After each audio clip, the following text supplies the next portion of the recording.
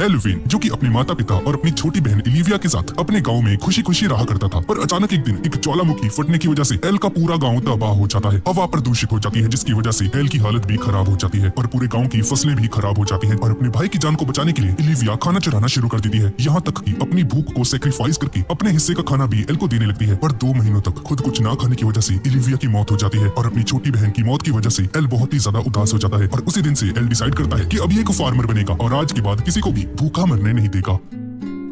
तो कहानी की शुरुआत में हम कुछ एडवेंचरर्स के ग्रुप को देखते हैं, जो कि फॉरेस्ट में एक रैंक एस के काफी बड़े फॉरेस्ट ड्रैगन के साथ लड़ रहे होते हैं। ये ड्रैगन काफी ज्यादा खतरनाक होता है और पूरे फॉरेस्ट में आग लगा देता है, जिसकी वजह से इन सभी एडवेंचरर्स को भी यहाँ से भागना पड़ता है। और वहीं दूसरी तरफ किसी खेत में हम इस सीरीज के मेन कैरेक्टर को देखते हैं, जिसका नाम है अर्ल, और इसे बादल कड़कने की आवाज आती है तो इसे लगता है शायद बारिश आने वाली है, पर उसे इग्नोर करता है और अपनी फसल की तरफ देखता है। अर्ल अपनी सारी फसल को काटकर ट्रॉली के ऊपर रख देता है, जिसके बाद वो देखता है कि उसका लेवल 10 हो चुका है। तभी पीछे से अर्ल का दोस्त भी यहाँ पर आ जाता है और इसे पूछता है कि तुम क्या कर रहे हो, ये देखो मेरी फार्मिंग स्किल 10 की हो चुकी है। ये सुनकर ये हैरान हो जाता है, पर एक सेकंड, हाल ही में तुम्हारी फिशिंग स्किल भी तो लेवल 10 की हो चुकी है ना। हाँ, तो इसमें क्या बड़ी बात है। जिस पर टेस्टा कहता है कि नहीं, ऐसा नहीं हो सकता है, मैं खुद एक फिशरमैन हूँ और मेरा लेवल तुमसे कम कैसे हो सकता है। तुम एक फार्मर होकर तुम्हारा लेवल फिशरमैन से कैसे ज्यादा है। और अपनी न्यू स्किल को देखने लगता है, पर इसे समझ में नहीं आ रहा होता है कि आखिरकार ये स्किल है क्या। जिसके बाद टेस्टा अर्ल से कहता है कि तुम्हारे अटैक पॉइंट्स तो 73,000 से भी ज्यादा हो चुके हैं, जो कि बहुत ज्यादा होते हैं। हाँ यार, तुम सही कह रहे हो, पर अभी मुझे इन सारी सब्जियों को रॉयल कैपिटल के अंदर डिलीवर करके आना होगा ताकि इन्हें मार्केट में बेच पाऊं। जिसके बाद अर्ल एक कैरेट खाते हुए रॉयल कैपिटल की तरफ जाने लगता है। तभी इसे आसमान में से आवाज आती है और देखता है कि आसमान में तो वही ड्रैगन है और ये ड्रैगन अभी भी इन एडवेंचरर्स के साथ लड़ रहा होता है। इन्हें पता चल जाता है कि लोग मिलकर इस ड्रैगन को नहीं हरा सकते हैं। शायद मैं इस ड्रैगन को डिस्ट्रैक्ट कर सकता हूँ अपनी ताकतों का यूज करके। इस गाजर को इस ड्रैगन के ऊपर फेंक देता है और ये ड्रैगन पूरी तरह से फट जाता है। ये देखकर अर्ल शॉक्ड रह जाता है और सभी एडवेंचरर्स भी शॉक्ड हो जाते हैं कि आखिर अब ये किसने कर दिया। अर्ल सोचने लगता है कि एक छोटी सी गाजर से ही ये ड्रैगन फट कैसे गया। तो इसे याद आता है कि हाँ, मेरी अटैक पावर तो बढ़ती ही जा रही है, शायद इसी वजह से ऐसा हो पाया। और इस पर और ज्यादा ध्यान न देते हुए रॉयल कैपिटल की तरफ अपनी सब्जियों को लेकर चला जाता है और ये सभी एडवेंचरर्स टायर के निशानों के पास आ जाते हैं और बोलते हैं कि आखिरकार वो था कौन। वो बहुत ही ज्यादा खतरनाक था। जिसके बाद अर्ल को देखते हैं और रॉयल कैपिटल के गेट के बाहर खड़ा होता है और गार्ड को अपना पास दिखाता है और बोलता है कि मैं सेल्स विलेज से एक फार्मर हूँ और यहाँ पर सब्जियां डिलीवर करने आया हूँ, प्लीज मुझे अंदर जाने दीजिए। अर्ल को अंदर जाने की परमिशन मिल जाती है, पर तभी अर्ल देखता है कि सामने एक बंदा एक लड़की को किडनैप करके ले जा रहा होता है, पर इस लड़की की जान किसी तरह से बचा लेता है। नाइफ निकालकर अर्ल पर हमला करने के लिए आगे बढ़ता है, लेकिन अर्ल इसके सारे अटैक्स को डॉज करके इसे जमीन पर पटक देता है। तभी सभी गार्ड्स यहाँ पर आ जाते हैं और इस बंदे को पकड़ लिया जाता है। अर्ल बताने लगता है कि ये सब कुछ ये कैसे कर पाया। इसकी न्यू पावर ऑफ परसेप्शन की वजह से ये इस बंदे के सारे मूव्स को देख पाया और इसे हरा पाया। ये लड़की अर्ल का शुक्रिया अदा करती है इसकी जान बचाने के लिए। अरे नहीं यार, मुझे लेट हो रहा है, मुझे जाना होगा। एक्सक्यूज मी, प्लीज अपना नाम तो बताते जाइए ना। अरे उसके बारे में चिंता मत करो। और बिना नाम बताए यहाँ से निकल लेता है। इसके बाद अर्ल मार्केट में आकर उन सब्जियों को डिलीवर कर देता है। जिसके बाद अर्ल वापस घर जाने लगता है, पर तभी गेट पर गार्ड्स इसे रोक लेते हैं। क्या हो गया? और पीछे मुड़ता है और वही लड़की सामने आ जाती है जिसकी अभी इसने जान बचाई थी और बोलती है कि मैंने तुम्हें यहाँ पर रुकवाया है, मैं इस कैपिटल की पहली प्रिंसेस हूँ, फालियस मेगिस। अच्छा ठीक है, पर आपको मेरे जैसे एक छोटे से किसान से क्या काम है? वेल, तुम मुझे प्रिंसेस नहीं कह सकते, तो मेरा नाम पुकार सकते हो। तुम्हारा नाम क्या है? जी मेरा नाम अर्ल है। क्या तुम रॉयल कैपिटल को सर्व करना चाहोगे? ये सुनकर अर्ल अपने मन में कहता है, अगर मैंने मना कर दिया तो मेरा सर कलम कर दिया जाएगा। अर्ल काफी ज्यादा सोच में पड़ जाता है और बोलता है कि मैं तो एक छोटा सा फार्मर हूँ, इतनी ज्यादा रिस्पॉन्सिबिलिटी मैं नहीं ले सकता हूँ, मुझे माफ कर देना, मैं यहाँ से जा रहा हूँ। और अर्ल यहाँ से जाने लगता है, लेकिन ये प्रिंसेस इसे पकड़ लेती है। तुमने मुझे मना कैसे किया? रॉयल पैलेस पर काम करने के तुम्हें अच्छे खासे पैसे मिल जाएंगे। अरे यार, मुझे घंटा फर्क नहीं पड़ता, मैं तो सिर्फ खेती बाड़ी करना चाहता हूँ, मुझे अपनी पूरी जिंदगी बस यही काम करना है। ये सुनकर प्रिंसेस कहती है कि अगर तुम रॉयल पैलेस पर काम करोगे और मेरे इस ऑफर को एक्सेप्ट कर लोगे तो मैं तुम्हें 33 स्क्वायर मीटर्स का फील्ड गिफ्ट कर सकती हूँ, जो कि रॉयल कैपिटल के काफी ज्यादा पास भी पड़ता है। अर्ल मना कर देता है फिर भी और बोलता है कि तुम जबरदस्ती क्यों कर रही हो, क्या तुम्हें मुझसे प्यार व्यार तो नहीं हो गया? नहीं, ऐसा नहीं है। जिस आदमी को अभी तुमने थोड़ी देर पहले मारा था उस बंदे का स्टेटस 500 पॉइंट्स है। तो क्या हो गया भाई, 500 ही तो है। और प्रिंसेस बताती है कि एक नॉर्मल पर्सन का एवरेज स्टेटस 50 पॉइंट्स होता है, एक एडवेंचरर का 130 पॉइंट्स और एक नाइट और एक कैप्टन का 600 पॉइंट्स पर जा सकता है। और जो लेजेंडरी हीरोज होते हैं उनके पॉइंट 1000 तक जा सकते हैं। और जिसे अभी तुमने हराया वो कैपिटल लेवल का बंदा था। तो क्या तुम मुझे अपना स्टेटस दिखा सकते हो अल्कुन? पर अर्ल अपने पॉइंट्स को याद करता है, जो कि 65,000 होते हैं भाई साहब। ये सुनकर ये घबरा जाता है और सोचता है कि मैं इसे स्टैट्स नहीं दिखा सकता वरना मेरा भांडा फूट जाएगा। और तभी हम उन सभी एडवेंचरर्स को भी देखते हैं जो कि उस ड्रैगन के साथ लड़ रहे थे और ये सभी लोग ड्रैगन के क्रिस्टल्स को यहाँ पर लेकर आ गए थे और इन्फॉर्म करते हैं कि वो ड्रैगन हार चुका है, लेकिन उसे हराने वाले हम लोग नहीं है बल्कि कोई और है जिसके पास काफी ज्यादा पावरफुल वेपन भी था। उसने तो ड्रैगन को ब्लास्ट ही कर दिया। हमने उसकी गाड़ी का पीछा करने की कोशिश की, लेकिन इतने में वो वहाँ से गायब हो गया। ये सुनकर प्रिंसेस समझ जाती है कि ये अर्ल की बात कर रहे हैं। प्रिंसेस अर्ल की तरफ देखती है पर अर्ल यहाँ से भाग जाता है है और प्रिंसेस अपने मन में ठान लेती है कि मैं तुम्हें ढूंढ कर ही रहूंगी। जिसके बाद एक गार्ड यहाँ पर आकर प्रिंसेस को इमीडिएटली रॉयल पैलेस के अंदर बुलाता है और प्रिंसेस किंग के पास पहुंच जाती है। जिसके बाद इन्हें रिपोर्ट दी जाती है कि काफी एक बड़ा मॉन्स्टर का ग्रुप वो इसी कैपिटल के ऊपर हमला करने के लिए आ रहे हैं और देखकर ऐसा लगता है कि हेल जोन दोबारा से आने वाला है। ये सुनकर किंग हैरान हो जाता है और बोलता है कि ये कैसे हो सकता है, क्योंकि हेल जोन का लीडर मैकबेथ जो कि डीमन किंग था उसे तो हीरोज ने बैटल में मार दिया था और फ्यूचर में वॉर से लड़ने के लिए हमने बचे हुए डीमंस के साथ एक शांति भरा पैक्ट बना लिया था, तो अब वो लोग हम पर हमला क्यों कर रहे हैं। जिसके बाद ऑफिसर सेसिल यहाँ पर आ जाता है और किंग से कहता है कि लगता है कुछ डीमंस को ये पैक्ट पसंद नहीं आया और डीमन किंग का बदला लेने के लिए हम पर हमला कर रहे हैं और लगता है कि इस बार हेल जोन का लीडर रोमियो वेंडेड है जो कि पिछले डीमन किंग का फर्स्ट डिवीजन का कमांडर हुआ करता था। ये तो वही पर्सन है ना जो कि हमारे साथ शांति का नेगोशिएशन करने आया था। ये सुनकर सेसिल कहता है कि ऐसा लग रहा है कि वो शांति कभी चाहता ही नहीं था, वो बस मौके का यूज कर रहा था ताकि हम पर हमला कर सके। और पिछली बार जिसे हीरो ने डीमन किंग को हराया था वो हीरो भी पहले ही मर चुका है और हम लोग और ज्यादा लोगों को नहीं खो सकते हैं। इसलिए मैं आपको एडवाइस देना चाहता हूँ कि आप और प्रिंसेस इस रॉयल कैपिटल से भाग जाइए क्योंकि यहाँ पर काफी ज्यादा खतरा है। आखिर मैं अपने ही लोगों को अबेंडन कैसे कर सकता हूँ, और वैसे भी मैं ही वो पर्सन था जिसने डीमंस के साथ पीसफुल पैक्ट किया था, इसलिए सारी रिस्पॉन्सिबिलिटी मुझ पर ही आ जाती है। मुझे इसकी रिस्पॉन्सिबिलिटी लेनी होगी। और सेसिल कहता है कि इसलिए हम आपको ट्रस्ट करते हैं। डीमन किंग के मरने के बाद आपने बाकी डीमंस को मारा नहीं था बल्कि उनके साथ पीसफुल पैक्ट बना लिया था और हमें आपके जैसे एक लीडर की सख्त जरूरत है जो कि लड़ाइयां ना होने दे। इसलिए मैं चाहता हूँ कि कैसे ना कैसे करके आप इस बैटल में जिंदा रहें। और बाकी सभी गार्ड्स भी किंग से कहने लगते हैं कि आप यहाँ से चले जाइए प्लीज और सेफ रहिए। और किंग भी इनकी बात मान जाता है। रात के टाइम में अर्ल घर पहुंचता है और जैसे ही गेट को खोलने की कोशिश करता है इसका हैंडल ही टूट जाता है। लगता है मैंने कुछ ज्यादा ही ताकत लगा दी, लगता है मैं मैशले से भी ज्यादा स्ट्रांग हूँ। और अंदर बैठ जाता है और तभी टेस्टा इसके पास आता है और बताता है कि काफी सारे मॉन्स्टर्स विलेज के पास दिखाई दिए हैं, हम लोगों को यहाँ से निकलना होगा, जल्दी मेरे साथ चलो। पहले तो अर्ल इस बात को इग्नोर करता है कि ये मजाक कर रहा है और अर्ल को याद आता है कि इसकी फसल खराब ना हो जाए, इसलिए अपनी फसल के पास जाने लगता है। और टेस्टा बोलता है कि विलेज के पास एक गुफा है, मैं और बाकी सभी विलेजर्स भी वहाँ पर रहेंगे, तुम जल्दी वहाँ पर आ जाना। जिसके बाद अर्ल फील्ड पर पहुंच जाता है और यहाँ पर सब कुछ सही सलामत होता है और इसे शांति मिलती है। तब इसकी नजर कुछ मॉन्स्टर्स पर पड़ती है जो कि कहीं पर जा रहे होते हैं। अर्ल समझ जाता है कि ये सभी लोग रॉयल कैपिटल की तरफ जा रहे हैं, क्या मुझे इन्हें रोकना चाहिए? पर मैं तो बस एक फार्मर हूँ ना, ये काम तो किसी नाइट का है। और अर्ल अपने मन में सोचता है कि अगर ये मॉन्स्टर्स रॉयल कैपिटल को डिस्ट्रॉय कर देते हैं और इसे मिट्टी में मिला देते हैं तो अर्ल के पास कोई भी जगह नहीं रहेगी अपनी वेजिटेबल्स को बेचने के लिए और इसकी सारी सब्जियां खराब हो जाएंगी। यार मुझे क्या करना चाहिए? पर सेसिल बाकी सभी को लेकर एक डेड एंड पर आ जाता है। ये हम कहाँ आ गए? तुम हमें यहाँ पर क्यों लेकर आए हो सेसिल? जिस पर सेसिल एक इविल सी स्माइल देकर कहता है कि ये सही जगह है और सेसिल किंग पर हमला कर देता है। ये देखकर सभी लोग समझ जाते हैं कि सेसिल एक धोखेबाज और गद्दारी करबे इंसान है। सेसिल बाकी के गार्ड्स को भी मार देता है। क्या तुम्हें अभी तक पता नहीं चला मैं आखिरकार कौन हूँ? और सेसिल ट्रांसफॉर्म करने लगता है और बोलता है कि मैं शुरुआत से ही सेसिल नहीं था बल्कि मैं तो एक ये हूँ। तुम तो एक दानव हो और कोई ऐसा वैसा डीमन नहीं, यही है रोमियो वेंटेड। जिसके बाद रोमियो बाकी की डीमन आर्मी को भी यहाँ पर लेकर आ जाता है और अपना प्लान बताता है और बताता है कि ये पिछले डीमन किंग की तरह कंट्री को डिस्ट्रॉय नहीं करना चाहता है क्योंकि एक कंट्री काफी ज्यादा ताकतवर और कमाल की चीज होती है। ये बिना लोगों को पता लगे सभी डीमंस को इस कंट्री में लेकर आ जाएगा जिससे कि कोई भी डिस्ट्रक्शन वगैरह नहीं होगी और इस कंट्री पर कब्जा कर पाए। और रोमियो इनको मारने के लिए इन पर हमला करता है लेकिन किंग अपनी गार्डियन शील्ड का यूज करके इसके हमले को रोक देता है और तभी किंग की हालत खराब होने लगती है और प्रिंसेस भी किंग की हेल्प करती है और हमें पता चलता है कि रोमियो ने ही उस ड्रैगन को भेजा था और उस लड़की को भी भेजा था प्रिंसेस को किडनैप करने के लिए। मेरा प्लान खराब किसने किया? मैं तुम्हें कुछ नहीं बताने वाली। और रोमियो अपनी ताकत को बढ़ा लेता है और गुस्से में आकर इनकी गार्डियन शील्ड को तोड़ देता है। Game over. और इनके ऊपर डार्क मैजिक यूज करता है। तभी अर्ल यहाँ पर आ जाता है और फार्मिंग टूल का यूज करके जमीन को ब्लॉक कर देता है जिसकी वजह से जमीन फटने लगती है और सभी मॉन्स्टर्स जमीन के अंदर गिर जाते हैं। रोमियो अर्ल से पूछता है कि तुम हो कौन? मैं एक फार्मर हूँ। तुमने आखिर अभी किया क्या? मैंने तो बस प्लोइंग की थी। ये कैसी टेक्निक होती है जिससे कि मैं सॉइल को रिप्लेस कर सकता हूँ जिससे कि सॉइल में न्यूट्रिशंस आ जाते हैं। ये सुनकर रोमियो गुस्सा हो जाता है और अर्ल पर हमला करते हुए आगे बढ़ता है। मैंने तुमसे ये नहीं पूछा था। तभी अर्ल रोमियो की तलवार को हाथों से ही पकड़ लेता है और इसे पकड़कर माउंटेन की दीवार पर पटक देता है। ये देखकर रोमियो समझ जाता है कि अर्ल वही पर्सन है जिसकी वजह से इसके सुबह के सारे प्लान्स फेल हो गए थे और अर्ल से लड़ने के लिए रोमियो अपनी असली फॉर्म में आने लगता है। ये देखकर प्रिंसेस कहने लगती है कि इसका लेवल तो 78 है और अर्ल को यहाँ से भागने के लिए कहती है। तुमने मुझे फंसाया,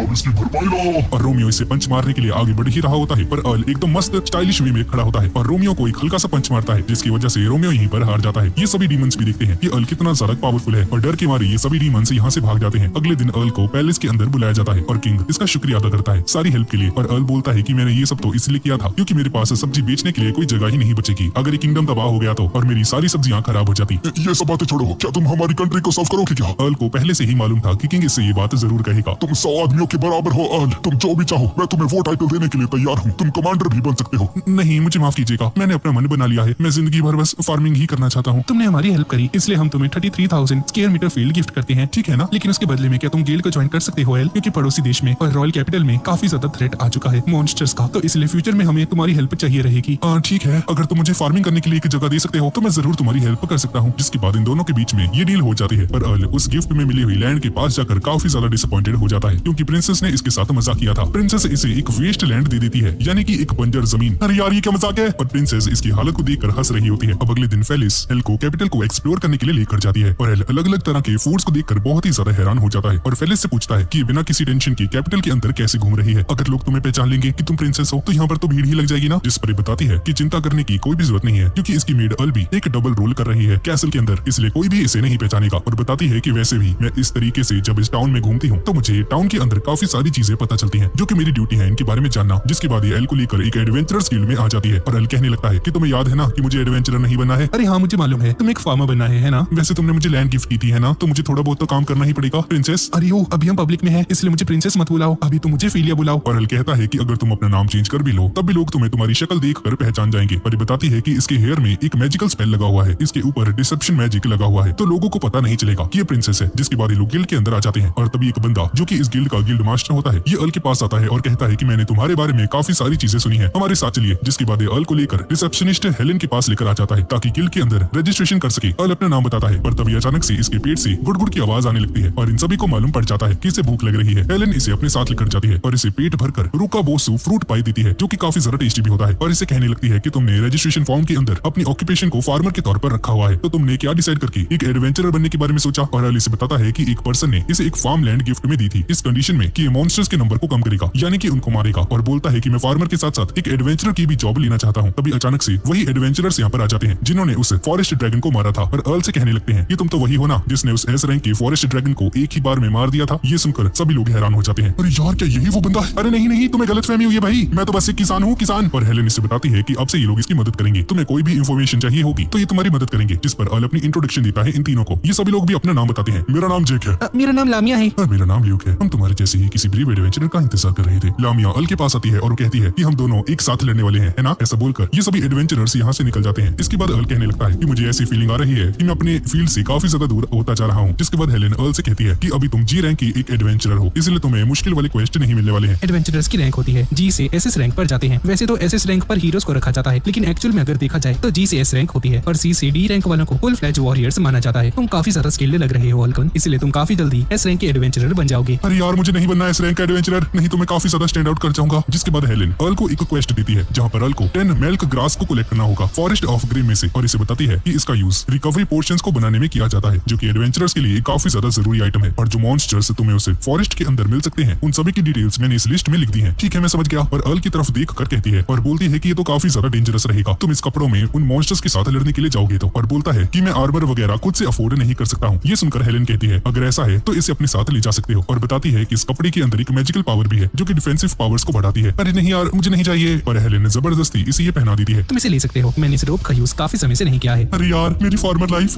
अब इसके बाद अल प्रिंसेस से जाकर मिलता है और बताता है कि ये फॉरेस्ट ऑफ ग्रीन में जा रहा है तो अपने साथ प्रिंसेस को नहीं लेकर जा सकता है और हमें यहीं पर अलग होना होगा। ये सुनकर प्रिंसेस इसे कहती है कि ठीक है और यहाँ से जाने लगती है। ठीक है मैं कल तुमसे दोबारा मिलूंगी, ठीक है ना। अरे यार तुम कल भी आने वाली हो, कितना पकाती है ये। जिसके बाद अल फॉरेस्ट के अंदर आ जाता है और नाव को कलेक्ट कर लेता है और आखिरी ग्रास बची होती है। तभी इसकी नजर एक चीज पर जाती है जो कि जमीन पर गिरी हुई थी और इसे उठाकर देखता है क्या ये कोई स्केल है। और अल लिस्ट के अंदर चेक करने लगता है ये स्केल कौन से मॉन्स्टर का है पर इसे कुछ भी नहीं मिलता है। और एक इन्फॉर्मेशन मिलती है कि यहाँ पर एक फीमेल ऑर्क है जो कि मेल क्रीचर्स की तरफ अट्रैक्ट होती है। अल इस इन्फॉर्मेशन को पढ़ ही रहा होता है कि तभी वही फीमेल ऑर्क इसके पीछे आ जाती है जिसको देखकर ये घबरा जाता है और पीछे हटने लगता है लेकिन ये ऑर्क इसे पकड़ लेती है। तभी जेक यहाँ पर आ जाता है जो कि इस ऑर्क को मार देता है और इसका शुक्रिया अदा करता है इसकी जान बचाने के लिए। जिसके बाद जेक के बाकी के टीममेट्स भी यहाँ पर आ जाते हैं और इसे कहने लगते हैं कि तुम्हारा कितना ज्यादा बैड लक है कि तुम पहले ही दिन एक फीमेल ऑर्क के द्वारा पकड़े गए। मैं जानता था यार इतना इजी नहीं होने वाला। बाय द वे क्या तुम्हें इसके बारे में मालूम है ये किस मॉन्स्टर का है? अरे यार इसकी जानकारी तो अभी तक किसी को भी नहीं है। कहा जाता है कि ये स्केल काफी ज्यादा रेयर है, ये एक ब्लैक ड्रैगन का स्केल है। ब्लैक ड्रैगन्स हाई एल्टीट्यूड के वाटर होल्स के अंदर रहते हैं तो आज तक किसी ने भी उन्हें नहीं देखा है। लेकिन एक सेकंड ये तो उसका स्केल है तो आखिर ये यहाँ पर क्या कर रहा है? और लामिया अल से कहती है कि प्लस पॉइंट तो ये है कि ये काफी ज्यादा रेयर आइटम है, अगर तुम इसे बेचना चाहोगे तो तुम्हें इसके काफी अच्छे पैसे मिल सकते हैं। जिसके बाद सभी लोग डिसाइड करते हैं ये सभी लोग गिल्ड में वापस जाएंगे। वैसे एल क्या तुम्हारा क्वेस्ट पूरा हो गया? अरे नहीं यार मुझे अभी भी एक और मिल्क ग्रास को कलेक्ट करना होगा। ये सभी लोग आपस में बात कर ही रहे होते हैं कि तभी अचानक से जमीन हिलने लगती है और पूरी जगह पर एक इविल सा ऑरा छा जाता है। यार किस मॉन्स्टर का ऑरा है? और तभी पीछे एक बहुत बड़ा ड्रैगन इनके सामने आ जाता है। अर्ल इसे देखकर चौंक जाता है और ये सभी लोग फ्रीज हो जाते हैं। ये ड्रैगन इनकी साइड से निकलने लगता है और अर्ल कहता है कि क्या यही वो ब्लैक ड्रैगन है क्या जो कि इस स्केल का ओनर है? अर्ल इसके स्टैट्स चेक करता है और इसे देखकर हैरान हो जाता है। यार ये नहीं हो सकता। इसके बाद हम हेलेन को देखते हैं जो कि एक सपना ले रही होती है जहाँ पर किसी से डर कर भाग रही होती है और इसके पीछे अभी अभी कोई मरा होता है जिसे देखकर ये घबरा जाती है और नींद से जाग जाती है। गिल्ड में काम करती है और तभी एक लेडी आकर इसे कहती है क्या तुम ठीक हो? और हेलेन इसे बताती है कि मुझे ऐसा लगता है कि मैं अपनी मेमोरीज को दोबारा से खो चुकी हूँ। एक काम करो घर चली जाओ और एक डॉक्टर से मिलो, तुम काफी दिनों से काफी ज्यादा काम कर रही हो, तुम्हें जाकर आराम करना चाहिए। ठीक है। तभी अर्ल यहाँ पर आ जाता है। अरे यार तुम आ गई, तुम्हारा क्वेस्ट कैसा था? पर अल बताता है कि इसके पास इसके लिए समय नहीं और इसे एक चीज को रिपोर्ट करना होगा और इसे लेकर गिल्ड मास्टर के पास आ जाती है और ये सभी लोग बताते हैं कि इन लोगों ने फॉरेस्ट ऑफ ग्रिम के अंदर एक ब्लैक ड्रैगन को देखा और जब अर्ल ने उसकी स्टैट्स को चेक किया तो उसकी जो अटैक पावर्स थी वो 2,30,000 थी। ये सुनकर सभी लोग हैरान हो जाते हैं और बताने लगते हैं कि ये ड्रैगन इतना ज्यादा पावरफुल है कि एक ही झटके में पूरी कंट्री को खत्म कर सकता है। सर उस ड्रैगन का नाम मेलवोलेंट ड्रैगन ओरोबोरस है। ये सुनकर गिल्ड मास्टर हैरान हो जाता है कि वो इस जगह पर कैसे हो सकता है और हेलेन इस बात को सुनकर काफी ज्यादा डर जाती है और इसकी तबीयत खराब होने लगती है और नीचे गिर जाती है। क्या तुम ठीक हो? जी मैं ठीक हूँ, मुझे और जानना है। सर और कोई इन्फॉर्मेशन नहीं है। वो ड्रैगन बहुत ही ज्यादा खतरनाक था और जेक गिल्ड मास्टर को कहता है कि अभी के लिए हमें फॉरेस्ट ऑफ ग्रिम को बंद कर देना चाहिए। गिल्ड मास्टर भी इसकी बात को मान जाता है जिसके बाद अल उस स्केल को डेस्क पर रख देता है और बोलता है कि शायद से ये उसी ड्रैगन का स्केल है। ये देखकर हेलेन हैरान हो जाती है और इसको अपनी मेमोरीज याद आने लगती हैं जहाँ पर ये और इसका छोटा भाई राइकुन एक फॉरेस्ट के अंदर दौड़ रहे होते हैं और तभी वो मेलवोलेंट ड्रैगन यहाँ पर आ जाता है और हेलेन के सामने ही इसके छोटे भाई को जान से मार देता है और इस मेमोरी के याद आने की वजह से हेलेन बेहोश होकर नीचे गिर जाती है। नेक्स्ट सीन में हम लोग देखते हैं कि अर्ल हेलेन का वेट कर रहा होता है। तभी वो लेडी यहाँ पर आ जाती है और बोलती है कि वो ठीक है, बस बेहोश हो गई थी और ये लेडी अपना नाम बताती है वॉन रीन और ये हेलेन की एडॉप्टिव पेरेंट है। जिसके बाद अर्ल से पूछती है कि तुम कौन हो? जी मेरा नाम अर्ल वेन है और मैं एक फार्मर हूँ। तुम्हारे इस रोग को देखकर मैं थोड़ी सी सरप्राइज हो गई थी। और वॉन बताने लगती है कि हेलेन जब छोटी हुआ करती थी उसे कोई भी मेमोरी याद नहीं है, उसे बस अपना नाम याद है और पास्ट में उसके पास बस एक ये रोप ही था। जब हम लोग 15 साल पहले स्नूस रिवर के पास गए थे तो मुझे और मेरे हस्बैंड को हेलेन वहाँ पर पड़ी हुई मिली थी। उसके कोई भी रिलेटिव वगैरह भी नहीं थे, इसलिए हमने हेलेन को अडॉप्ट कर लिया और तभी से वो अपने पास्ट की मेमोरीज को याद नहीं कर पाती है। लेकिन ऐसा लग रहा है कि वो ड्रैगन उसकी पास्ट की मेमोरी से कनेक्टेड है। ठीक है मैं समझ गया, मुझे क्या करना है, मैं हेल्प करूंगा क्योंकि मैं ही एक इकलौता ऐसा पर्सन हूँ जो कि उसके स्टैट्स को देख पाया, तो शायद मैं कुछ कर पाऊंगा। नहीं, मैं तुम्हें ऐसा नहीं करने दूंगी। तुम अभी बस एक जी रैंक के ही एडवेंचरर हो। ये काम किसी सोल्जर या किसी नाइट का है। चिंता मत कीजिए, मैं वहाँ उस फॉरेस्ट में नहीं जाने वाला हूँ। मैं इस बारे में रिसर्च करूंगा और लाइब्रेरी में जाऊंगा। और वॉन इसे एक रिकवरी पोर्शन दे देती है और बताती है कि अगर तुम्हें कोई भी इन्फॉर्मेशन मिलती है तो प्लीज मुझे आकर रिपोर्ट देना। और अर्ल जैसे ही गिल्ड से बाहर आ जाता है तो एक पोस्टमैन यहाँ पर आ जाता है और इसे एक लेटर देता है जो कि इसकी मॉम ने इसे भेजा था। अरे यार मैंने तो अपनी मॉम को बताया नहीं, मैं रॉयल कैपिटल में आ गया तो उन्हें कैसे पता चल गया मैं यहाँ पर हूँ?